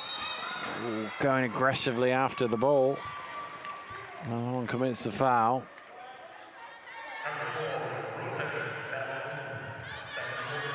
Number 2 on her. She's been so good in this first quarter. They won't want her to get a third and get into foul trouble here in the first half.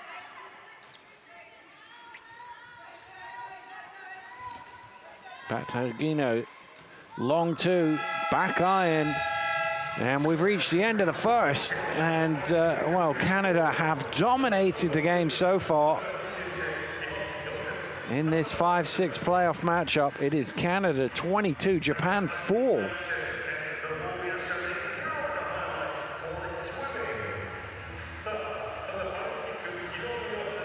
Well, Canada will be very pleased with that. There's the shooting numbers. 61% plays, 13%. Canada dominating the rebounds as well, 12-6. And as we look back at the highlights from the first quarter, what you'll see is a lot of relatively easy Canadian scores. They've not been troubled by this Japanese defense in any way, shape, or form. They've got open looks, they've got layups.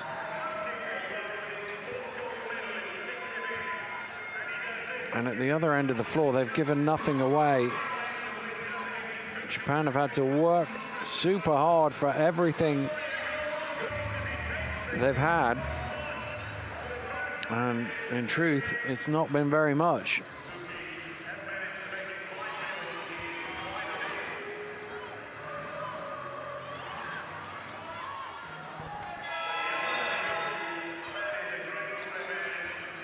That was a pretty play.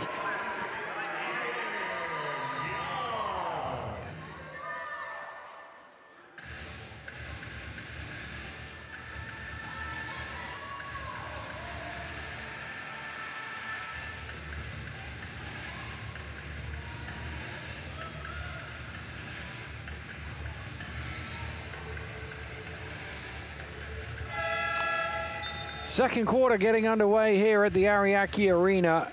Canada 22, Japan 4. Odajima fresh into the game with the ball. Off the mark.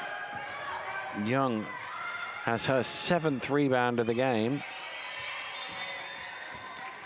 And a rare mistake there from Canada on that long outlet.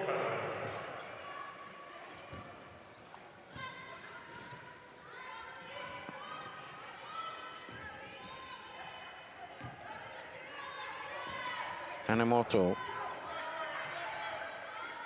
to Katada. Around the double screen, gets some room. And the shot is away and good for Katada Chihiro.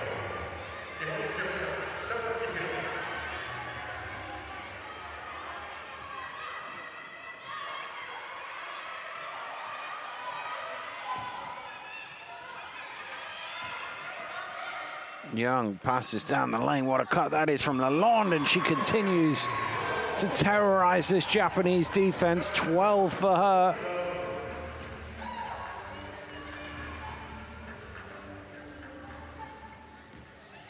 Katada can't quite get it over the halfway line. They cross in time. Kanemoto.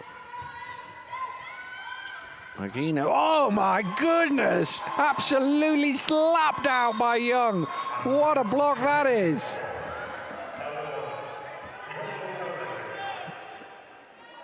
Well, that will put you off going down the lane.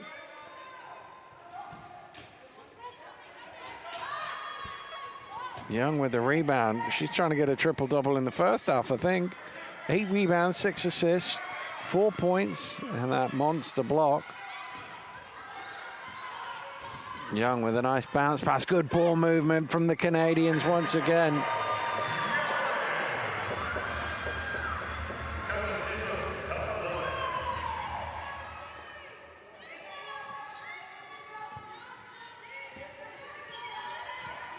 Katada overcooks. Guess whose hands it did once again. Young with the rebound. Put that on repeat. Katada able to keep that in play. Kanemoto to Katada. That one rattles about and drops. Well, they got as many points in the first 2.5 minutes as they did in the previous 10. Japan, but they're still miles behind. Odajima with the rebound.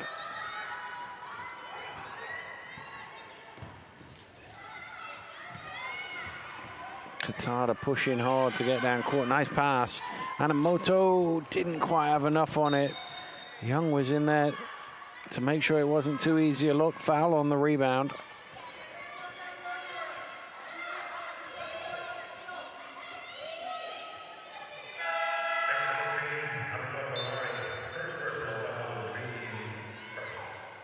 Japan making a double substitution. Tsuchida coming in, and so too Yasu.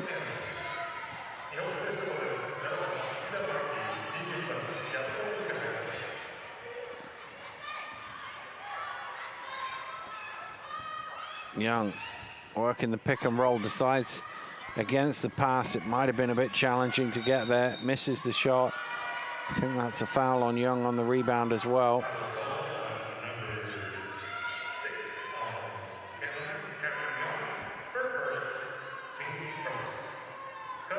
Well, that might be one way to defend Young. Get her in foul trouble. Get her off the court, because they haven't been able to do much about her dominating proceedings here.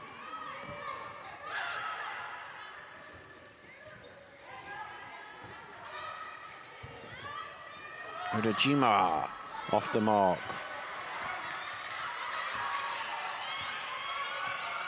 Lalonde brings it forward, the leading scorer in the game. That's a great pass. Too many easy layups from a Japanese point of view, but the Canadians showing their pace down court. And the advantage is back to 20, and it's going to be 22. And Lalonde has 14 points. I think 12 of them have been layups. She's just got to the basket whenever she wants.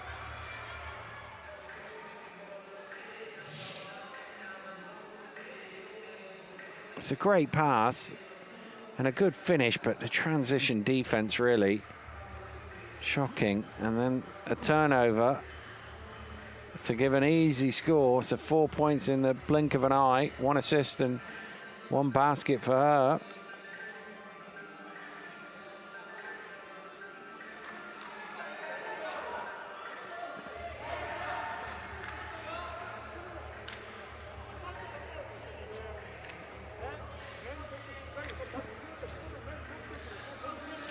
Well, the problems really for the Japanese are in the transitions.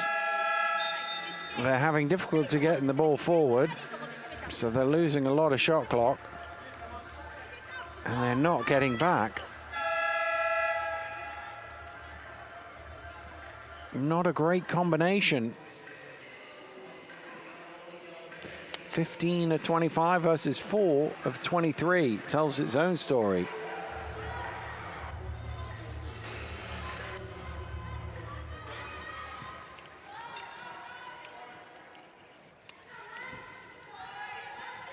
Can the Canadians press? Can the Japanese struggling to get it across midcourt? Odajima does, but half the offense gone before they can set themselves. Well, there's a good-looking position for Japan, but Tsuchida can't take advantage of it. And that came off Odajima last, so it will be a Canadian possession.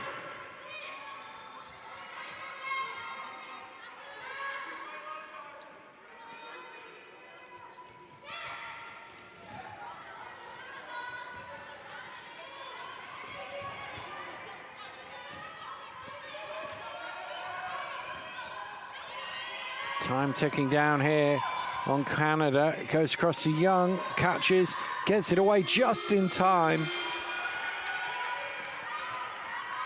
But Katada with the rebound.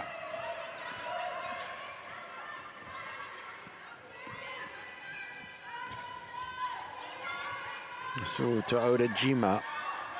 Her shot is good.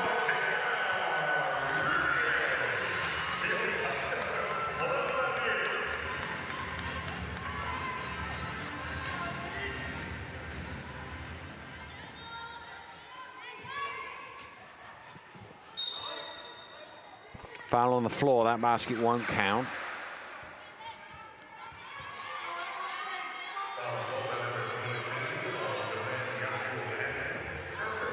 So Eme with the foul. Sideline ball to Canada.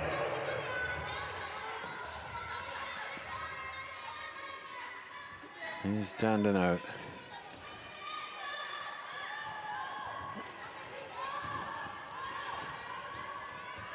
Young coming around the screen at the top. That's a well-executed play.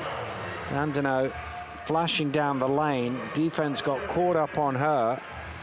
And Young came over the top and down the lane.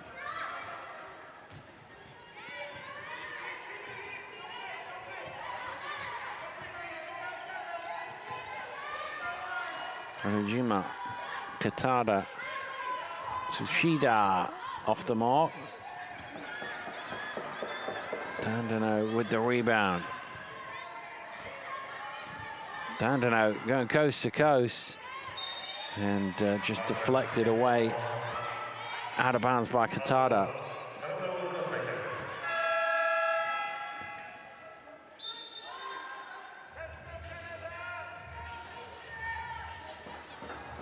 Another change for Japan with Fuji returning.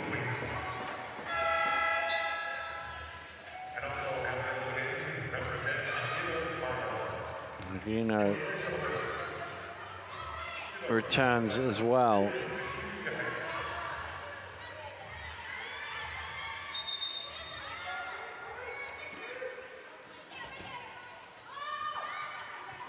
Nice pass. Young can't convert. Fuji.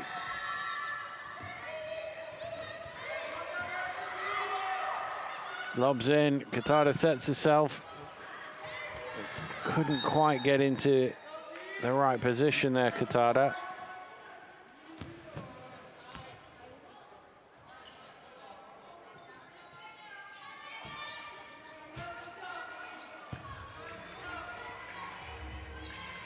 As soon as she's back up, she's racing back down court. She spent almost the entire warm-ups just doing sprints across the court, Katada. She is all action.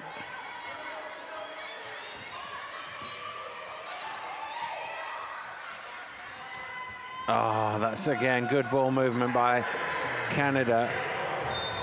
Tessia could have easily shot that. She got herself in a decent position, could have easily taken that shot, but saw a teammate in a better position and gave up a good shot for a great shot.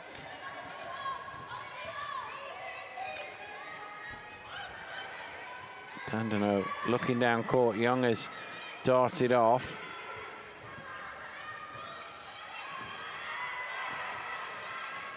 Dandino going the long way around. Ooh, just trying to, offensive foul called. She was trying to get it to Young. And the foul is number 2 on Young. She's going to get a break as a result of that. 8 points, 9 rebounds, 6 assists, 1 block in 17 minutes of play. Not a bad way to start this game off. Katada from behind the arc hits the 3.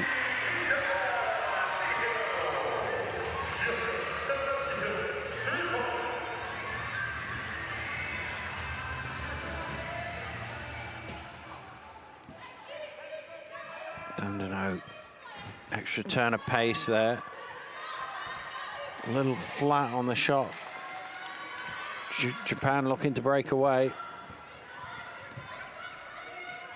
Katada, nice cut down the lane.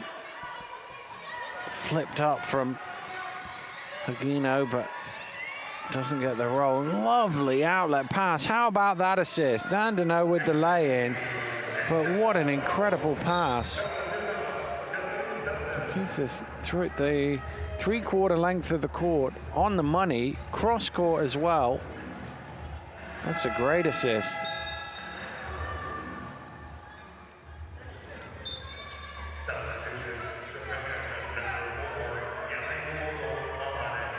Yanagimoto back into the fray. Well, they've been a bit better in this second quarter, Japan. They're being outscored 14 points to 9. But offensively, they found a little bit more. Katada. Fuji all string.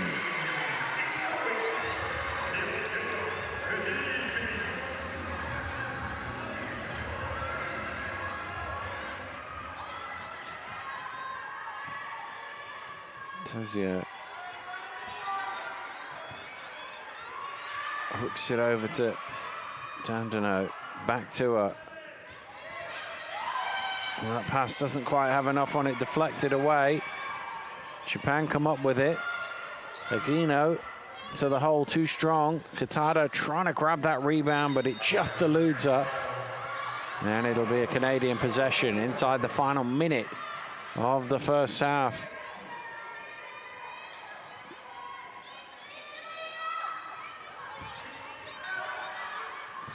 Katada sees that ball, sniffs it out, and is quick to steal it away. Gets all the way to the basket, sets herself for 2.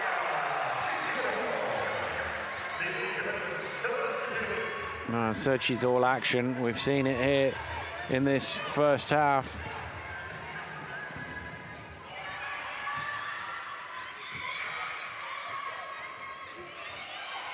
Dandano, harassed by Katara, looking for her options.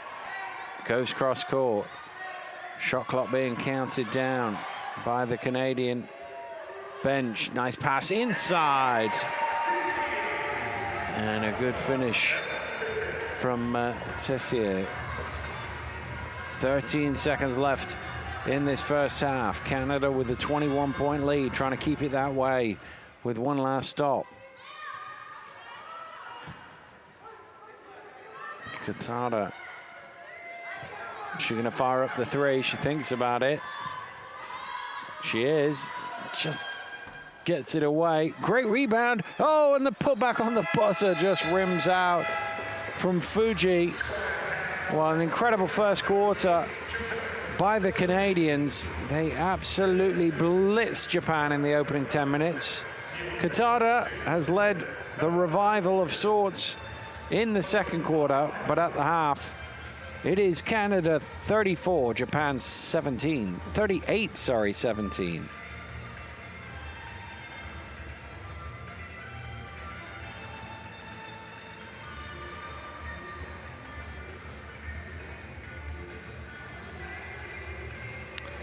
Canada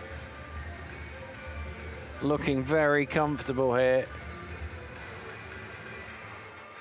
Very good defensively, and offensively they've looked to get out on the break as often as they can, and when that hasn't been there, they've moved the ball pretty well to find themselves some good spots on the floor, and they really came out fired up for this game. You could see it actually from before the game, even going out for the team introductions. They looked relaxed but pumped up. They looked like they were ready to play, and they certainly have been here, Canada, in this first half.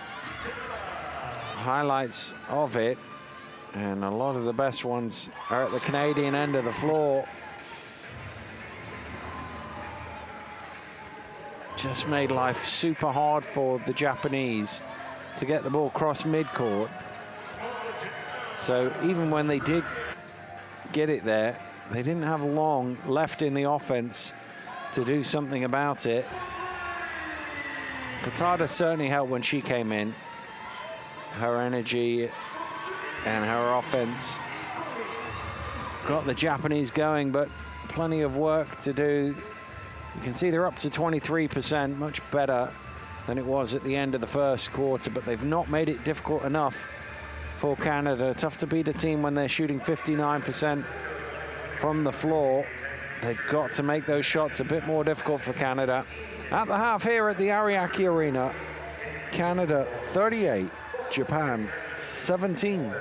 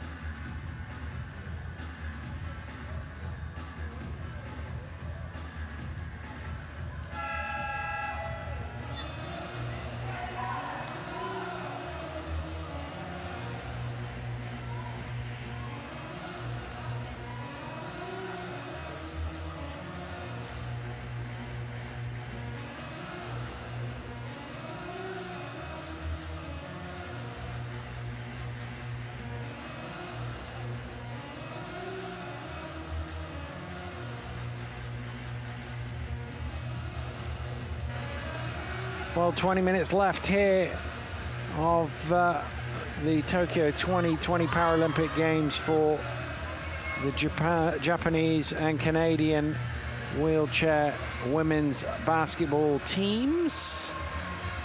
They're battling it out for 5th and 6th. And as it stands, Canada well on their way to that 5th place finish.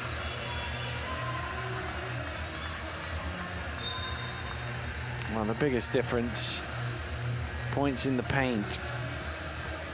34-6.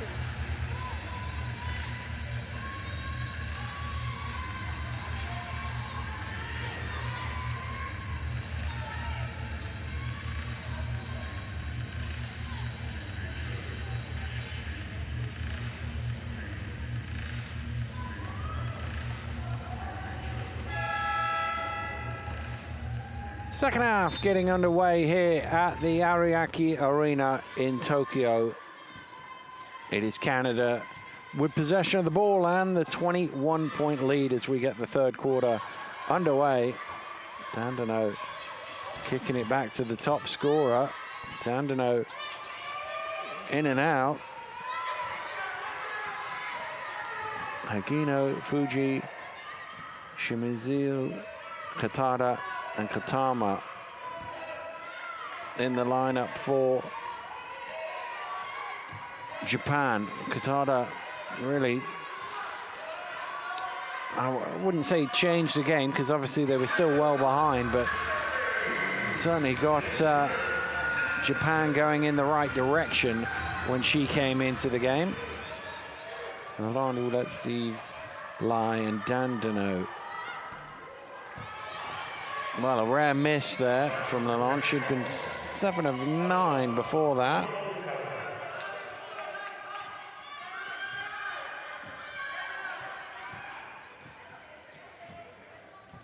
Ooh, room here for Fuji. Well, for once, the Canadian defense missed an assignment. And when they realized Fuji out of the lane to the basket, it was too late.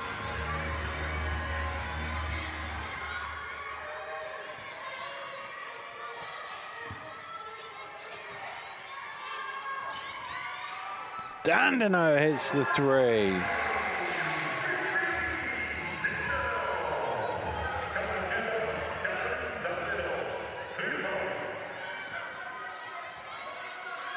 Katada looking to reply with 3 of her own off the mark.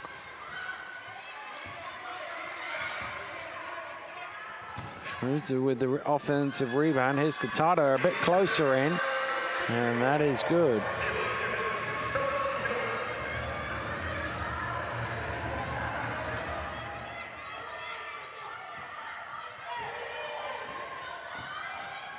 Dandino around a nice screen, gets to the basket, has the size mismatch and scores.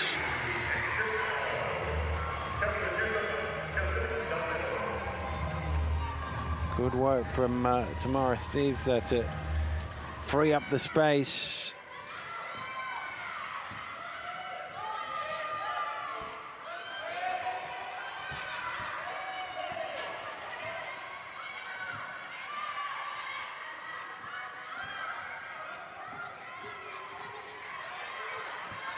Lalonde sees the lane, gets there, but in the end, Katada did recover. Dandino looking at the referee if there was a foul going, but it's just a block, so it's out of bounds.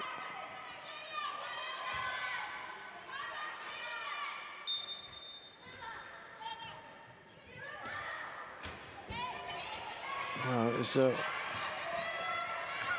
well executed out of bounds play, but the finish wasn't there. Aquino trying to get through the lane. There is no room there, and Japanese forced back out. Fuji has it knocked loose. Long outlet for Dandino to chase. She's going to have to push hard to get there. She does. Stays in court. Comes back. And, well, that is a massive mismatch there, size-wise.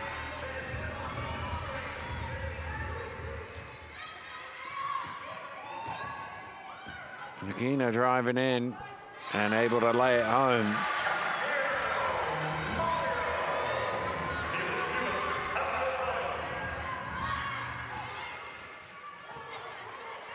Dandino for three, strings it!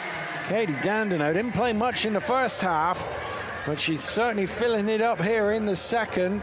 12 points off 5 of 6 shooting.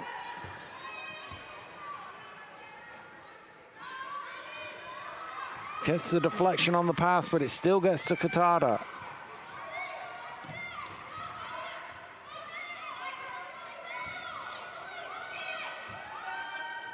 That's a nice finish, not easy from there. She had to wait for the potential block, but Katama Yui with her first points of the game. And for a one-pointer from almost under the basket, it's tough to get that back up and in. Wow. This has been a good start by the Japanese. I mean, it's 10-10 in the quarter, but they've looked aggressive and they found their spots, and that's why Canada have called a timeout.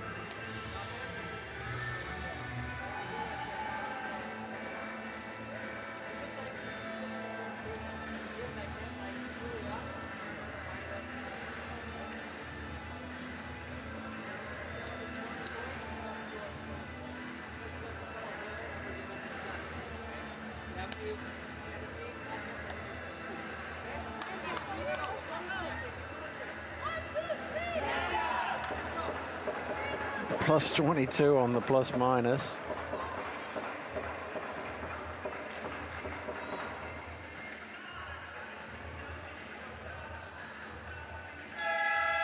Well, Japan, if you take the first 10 minutes out of the game, I've been right there. It's 26-23 since the start of the second quarter. The problem is they spotted them an 18-point lead.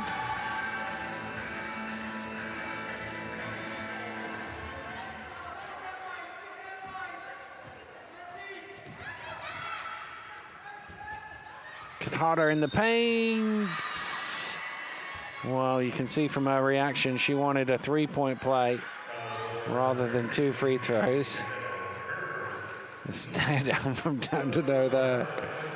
I'm not sure she was convinced by that.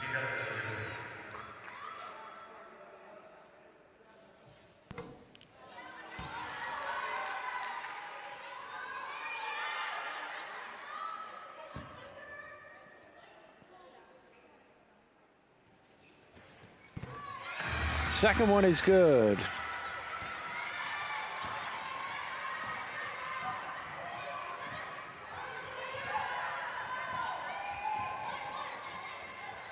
Dandino getting into the lane, getting all the way to the basket.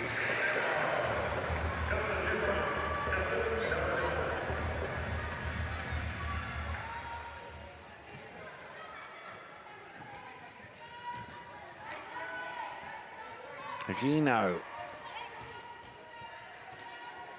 Back up to Katada. Katada lobs it in. And off the glass for Fuji.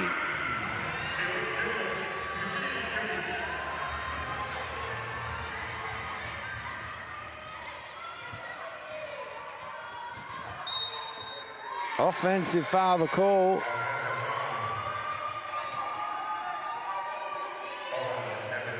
It's on Dandino.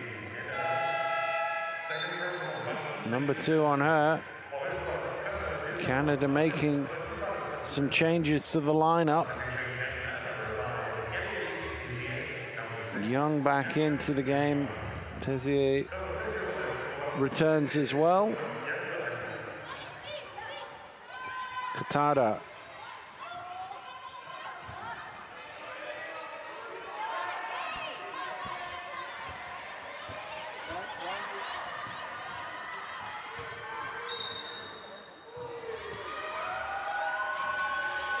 I think tipping was called there.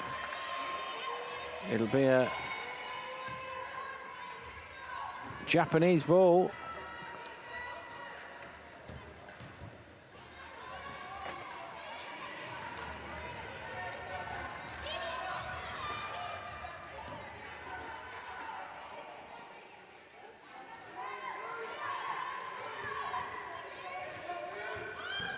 A little bit short on the effort there from Fuji, but once again, Canada out in the transition and one.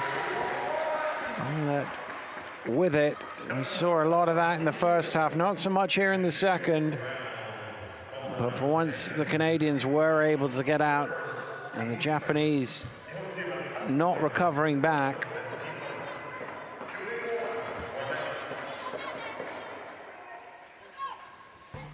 Three-point play is good.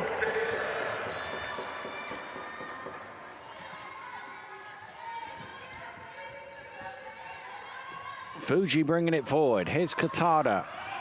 Katada gets into the lane, kicks it back to Fuji, whose shot is off the mark. Young now pulls in another rebound, her 11th of the game.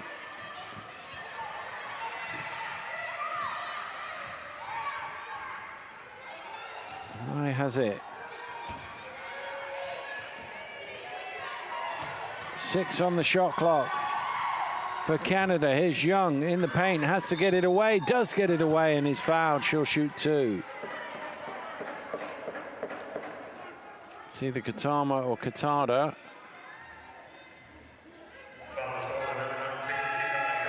It is Katama Yui who is called for the foul. And Young,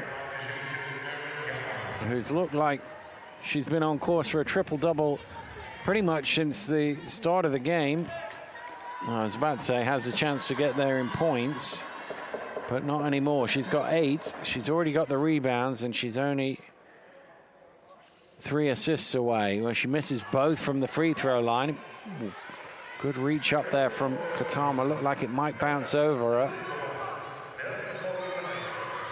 Hagino driving hard. Oh my goodness, another huge block. Or is it a foul? Wow. She had a massive one in the first half, but that one has been called back as a foul.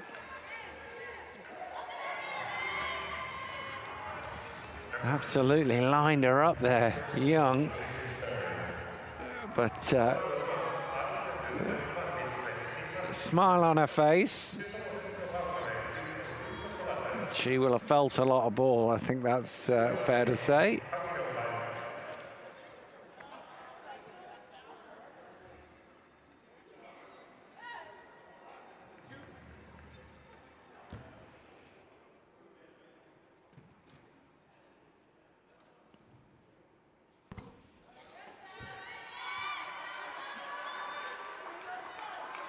First one is no good.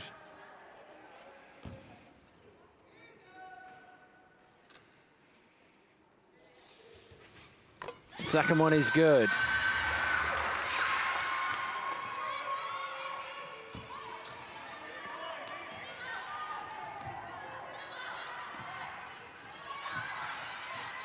Young bringing it forward for Canada, leading 53-31 here with 13 minutes to go in this 5-6 classification game. Hagino, Katama has Katada with her.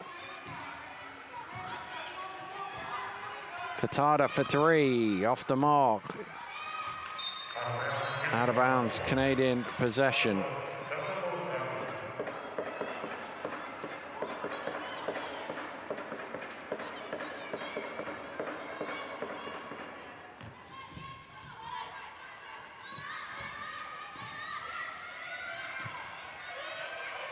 Here's Young.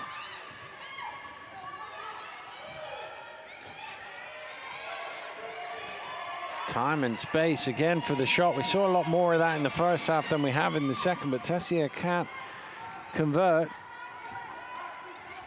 Here's Fuji.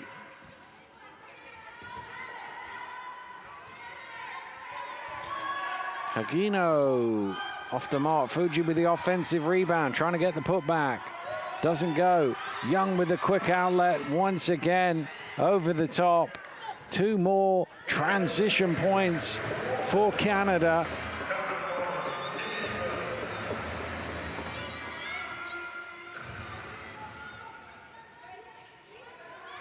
Gino stopping like she's going to shoot the 3, but just throws it straight to Canada.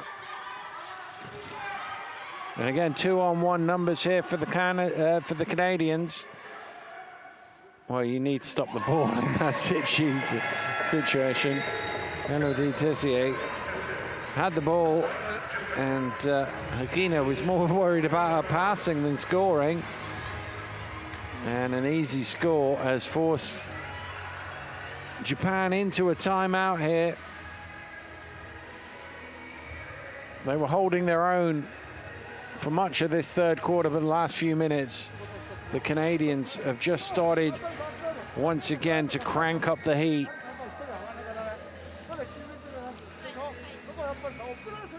You see 19 fast break points for Canada.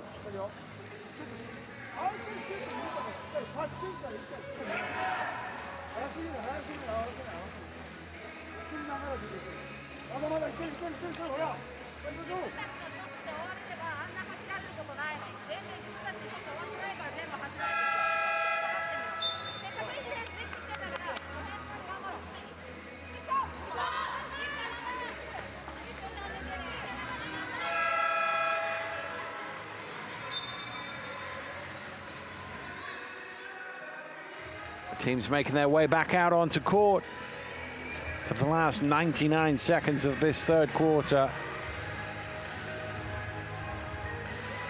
Japan ball from the baseline after the score for Canada.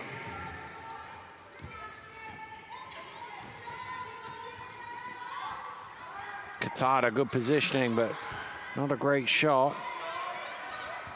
Tessier with the rebound. Bringing it forward, denied the pass, but gets it at the second attempt to Young.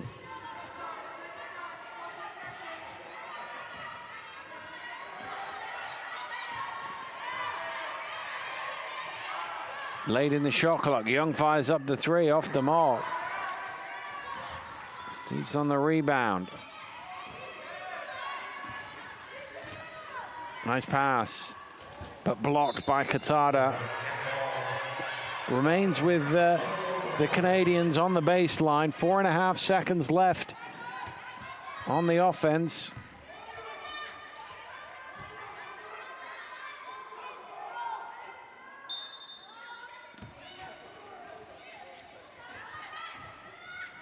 Into Young. Rims out. Katada with the rebound.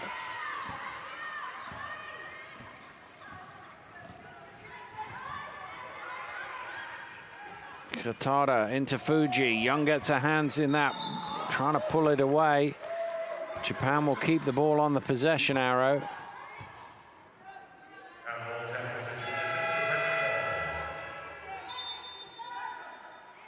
Katada gonna get a break with Animoto coming back. Katada has been excellent today. 12.6 rebounds, 3 assists. She's only -12 on the plus-minus, which shows you how well they've done when she's been on the court.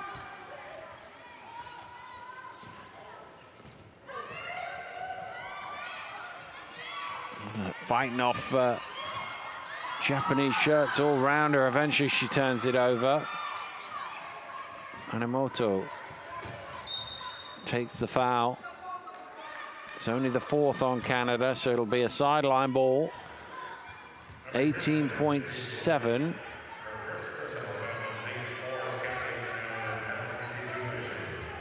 This is one of those where the rules are slightly odd in that when they got the ball, they had 24 seconds, but the clock wasn't on because there was less than 24 seconds to go.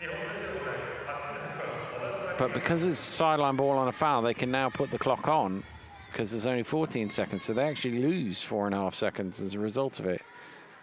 One of the slight anomalies of the rules.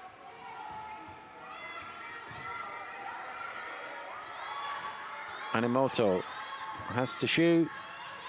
Does she see it? I don't think she does. Did she get it off in time? Yes, she did, because the referee's letting it play. So it's going to have to be a quick heave. The buzzer sounds first.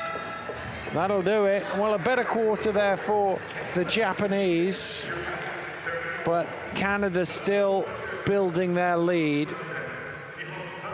Canada 57, Japan 31 at the end of 3 here in this classification playoff for 5th and 6th place.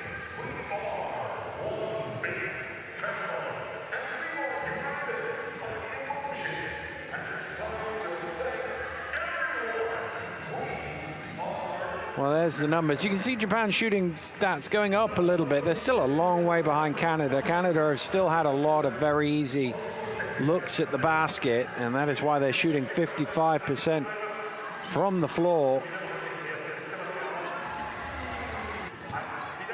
They haven't quite hit the high notes that they did in the opening quarter, Canada, but in truth, they didn't really need to, up 18 already. And they've won all 3 periods so far.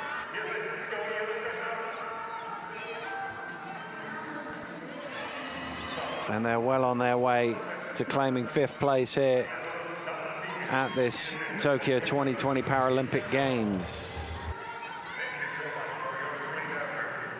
Look back over the action of this second half so far. As you can see, the highlights here much more evenly distributed, although the long outlet is still an option for Canada.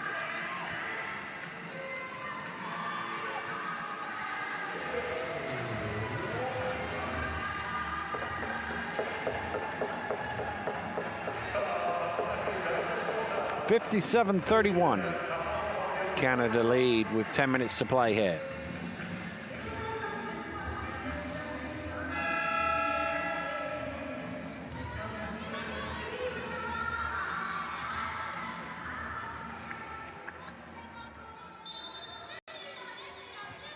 Fourth quarter getting underway at the Ariake Arena. Canada with the ball, the big lead.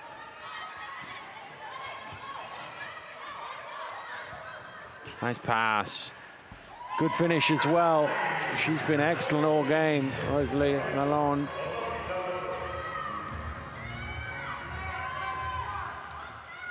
Qatar going down, gets the pass away.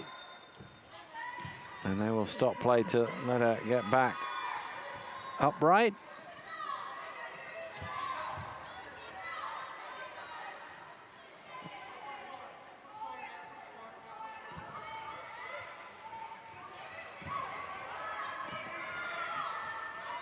Qatar around the screen. Good ball movement. Higino through the lane, not quite. Out of bounds, Canada ball.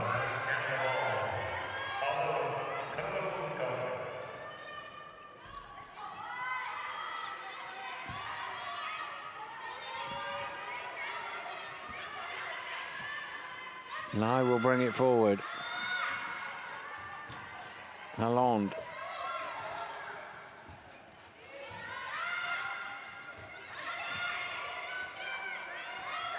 Again, it goes back cross court. And again, Lalonde with the kiss off the window. 18 points for her.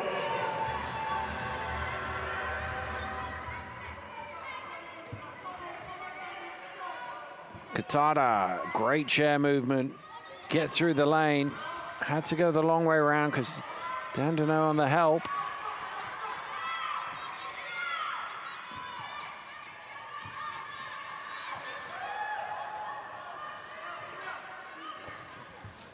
I'm not sure Hortin saw that coming until it was too late. But Canada get possession of the ball back. Lalonde in off the glass again. 20 now for her.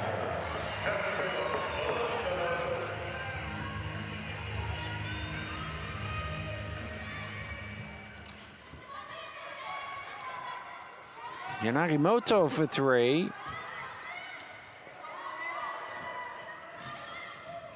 Knocked loose by Katada.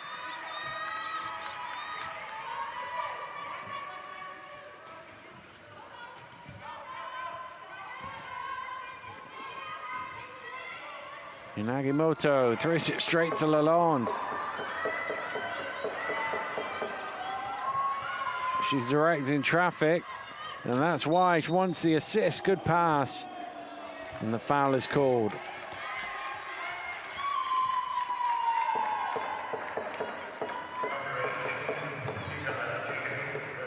Katada's first foul. Timeout is called. 7.5 to play. Canada 63, Japan 31.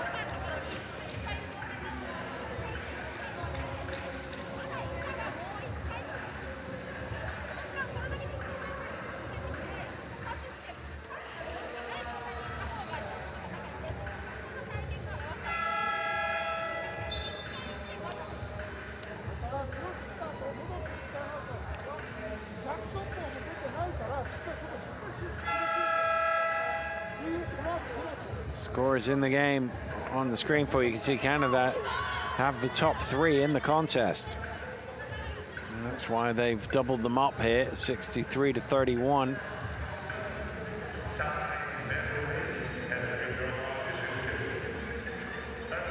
Karube was fouled before the timeout by Katada, so she will shoot 2 free throws.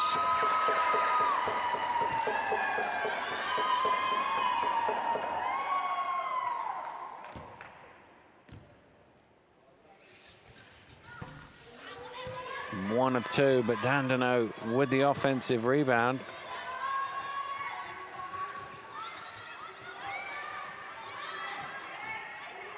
Arube sets herself, throws it cross court to Dandino. Shots off the mark. Aquino with the rebound.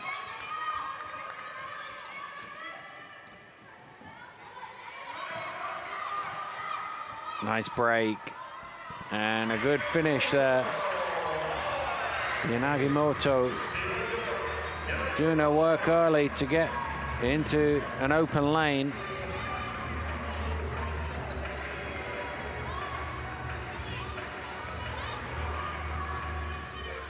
On her own down court. Fuji for company. Fuji trying to knock it away. The Canadians are able to hang on to it. Good ball movement again, and 2 more points. Lai with the bucket, her first score of the contest. That's 10 of the 12 Canadians on the score sheet.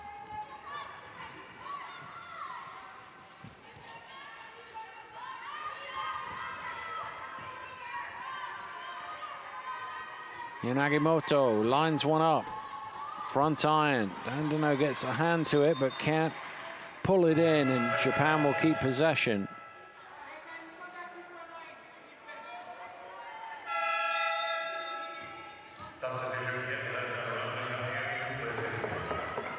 Duplessis is coming in for Canada. The Japanese also making some substitutions, as you can see there. Tsuchida in, and also Kitama. Nishuri.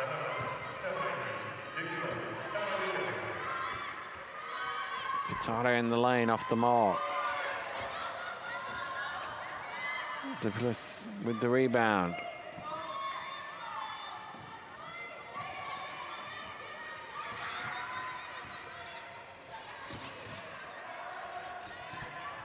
Oh, that was a chance, but not taken. Right down the lane for Parube. Hagino.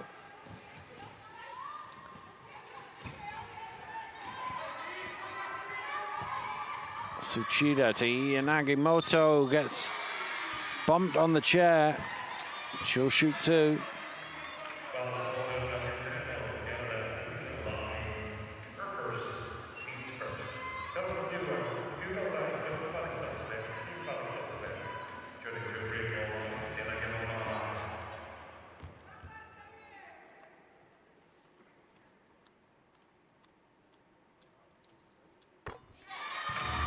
Nagimoto makes the first.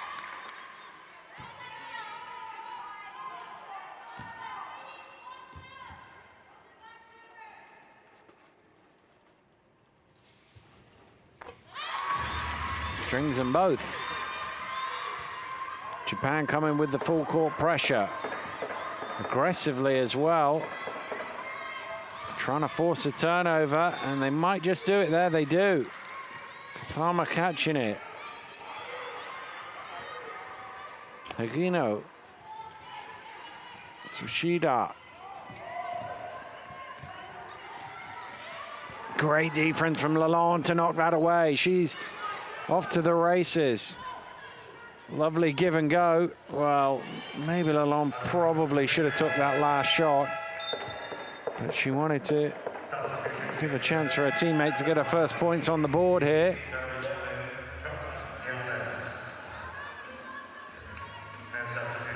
Substitutions coming both ways.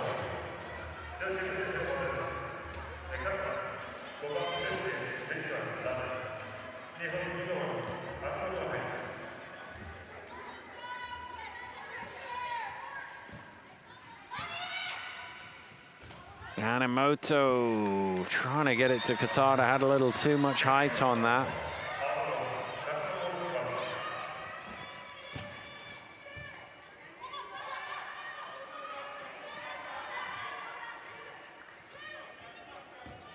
Again, Japan coming with this full court pressure.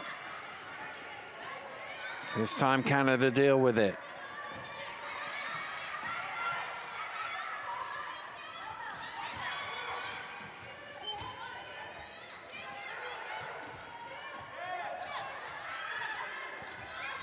Shot clock getting low. Katada deflects the pass. It's still ticking, the shot clock. Nearly went in there for Tessier.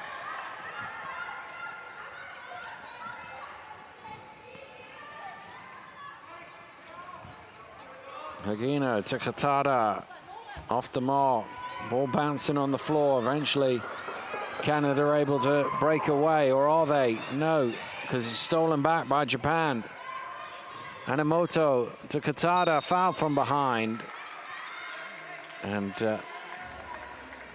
Katada, Shihiro will shoot 2.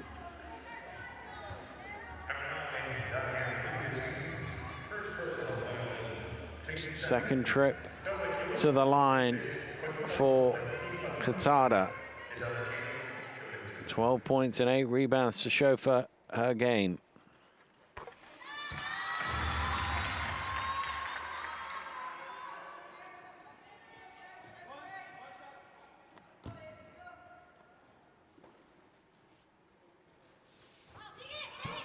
No, she knew it was off. She was calling for her teammates to try and get that offensive rebound. They were unable to do that, and Canada again in transition. Tessier circles out. Nice pass, but no finish there from Duplessis. Hagino. Player down in the lane.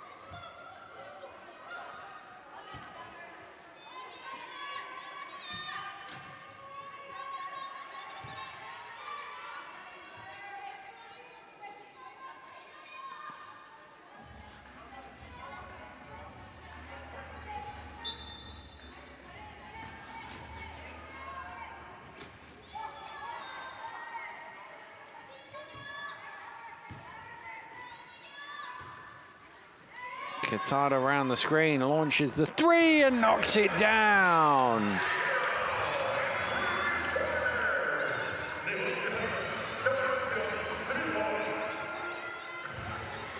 Just over 3 minutes to play here at the Ariake Arena.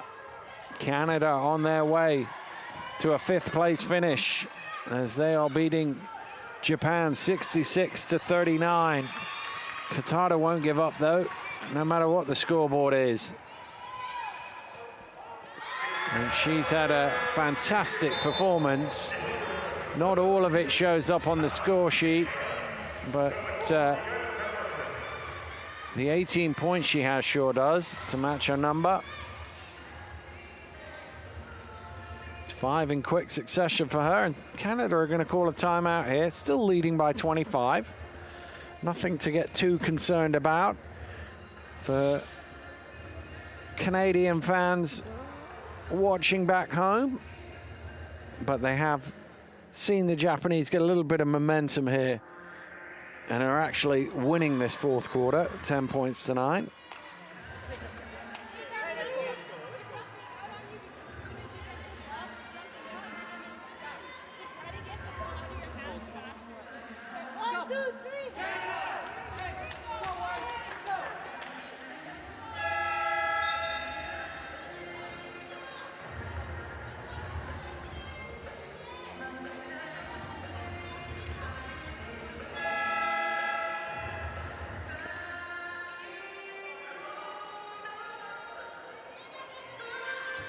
Less than 3 to play for these two teams in this Paralympic Games, as they're just sorting out the classification, 5th-6th, and Canada closing in on 5th with every tick of the second, but they turn the ball over.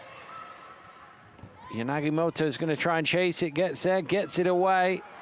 Hanamoto can't get the offensive rebound. Maybe Canada can break the other way. No, another turnover, or is it? Yes, it is, because on the hell ball, the possession arrow is pointing Japan's way.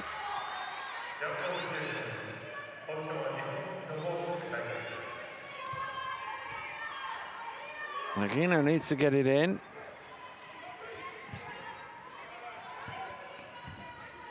Katada with some space. Drops down into Tessier's hands.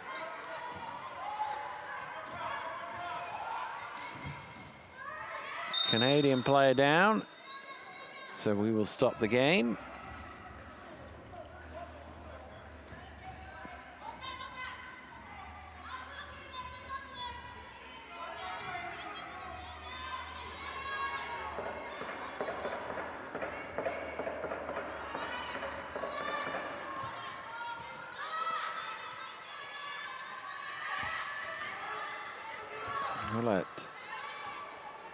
As the 2-minute mark approaches, offensive foul, the call on the screen.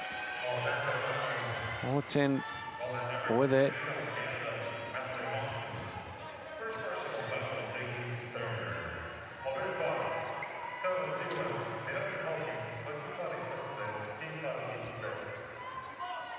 Just a little far out in front of Hanamoto, who's able to chase that down before the ball got too close to any of the Canadian defenders. Aquino knocks down the shot. Still they continue to press here, the Japanese. It has been effective for them in this 4th quarter. But when they get beat on that first pass, there are gaps at the back. And Canada have been ruthless in exploiting them. And first points of the game for Danny Duplessis. And that is 11 of the 12 Canadians on the score sheet today.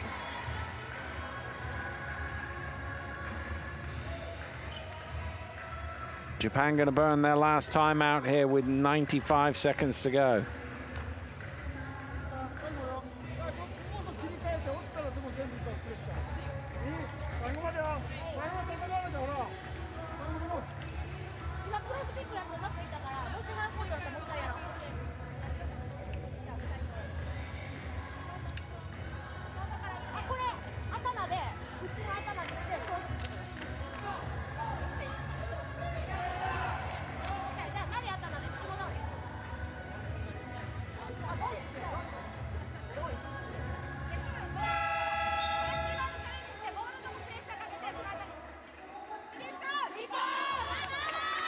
Well, as I said at the start, they play the game, not the scoreboard. Coaching hard to the very end.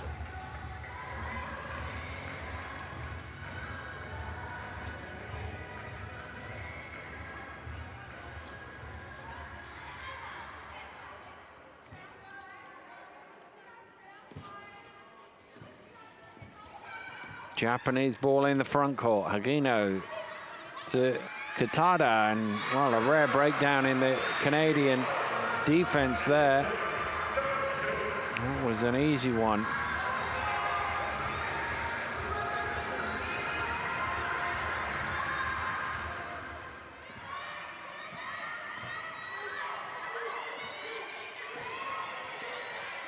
Look at the aggression on the Japanese defense with a minute to play.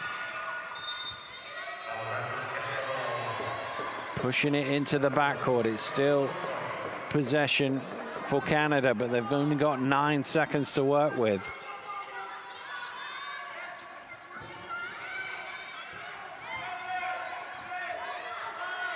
Tessier with the shot clock ticking down. Has it knocked loose? Anamoto looking for options. Gets it back.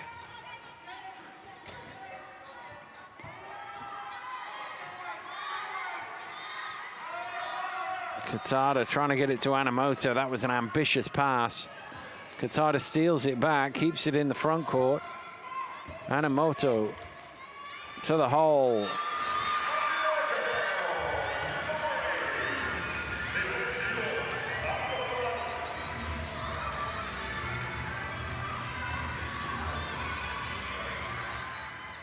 That's one way to break the press.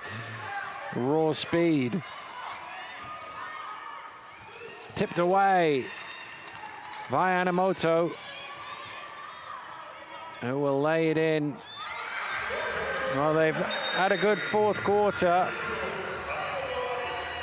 They won this period, well, winning it 18-11. Probably won it 18-11. I suspect the Canadians will probably dribble it out, but Japan is still going to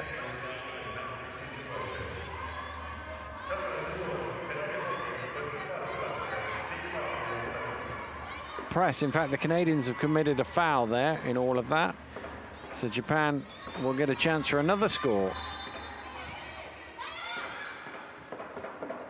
Anamoto doesn't go.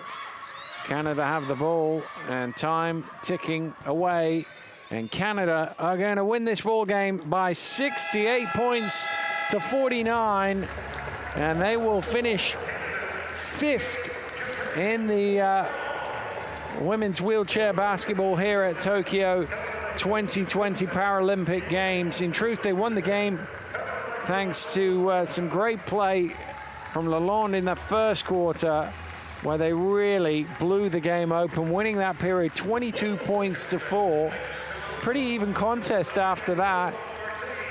But Canada had a big lead, and they never looked like relinquishing it. Credit to the Japanese. They played hard right to the final buzzer, and well, ended up winning that fourth quarter, and indeed winning the second half.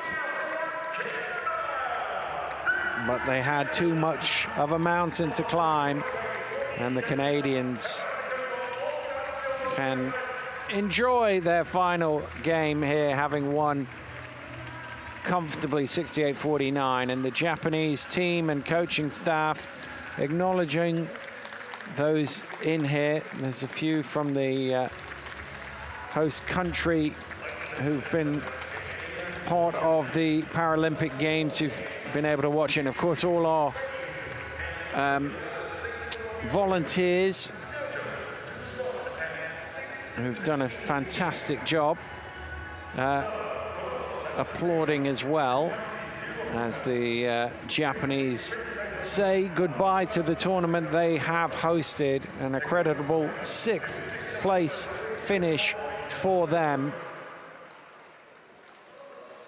And they certainly gave it everything they had. Left it all out on the floor, but beaten by a better team here in this game. And now the Canadians will take a moment to, as many of the teams have here when they've got to the end of their campaign, get themselves around the logo at midcourt. That will be a picture, I'm sure, that many of them will have up on the wall at home in no time at all.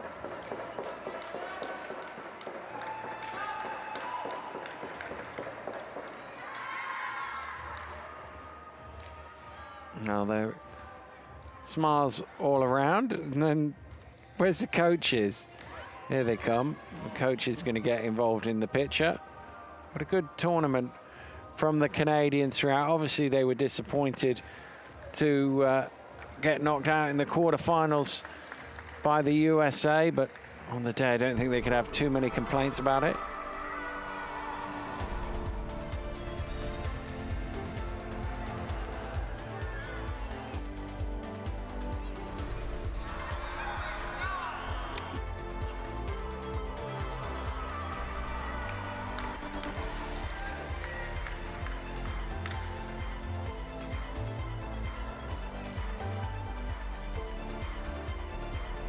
Yeah.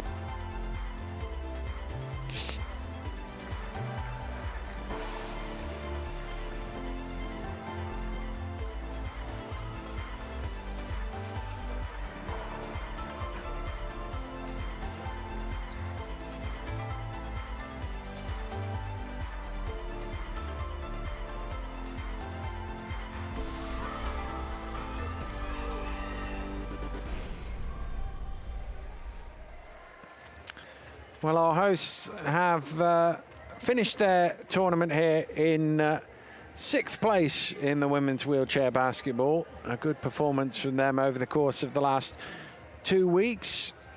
And they too will take to the midcourt to just pose for some pictures. But it's Canada who have won here by 68 points to 49. Tremendous work from Lalonde in the first quarter. She really got her team going, and Aaron Young was immense as well at that point in time and throughout the game, and that got Canada on top. And despite the fact that the Japanese pushed hard right to the end and did indeed win the second half, they were never quite going to make enough inroads into Canada's lead.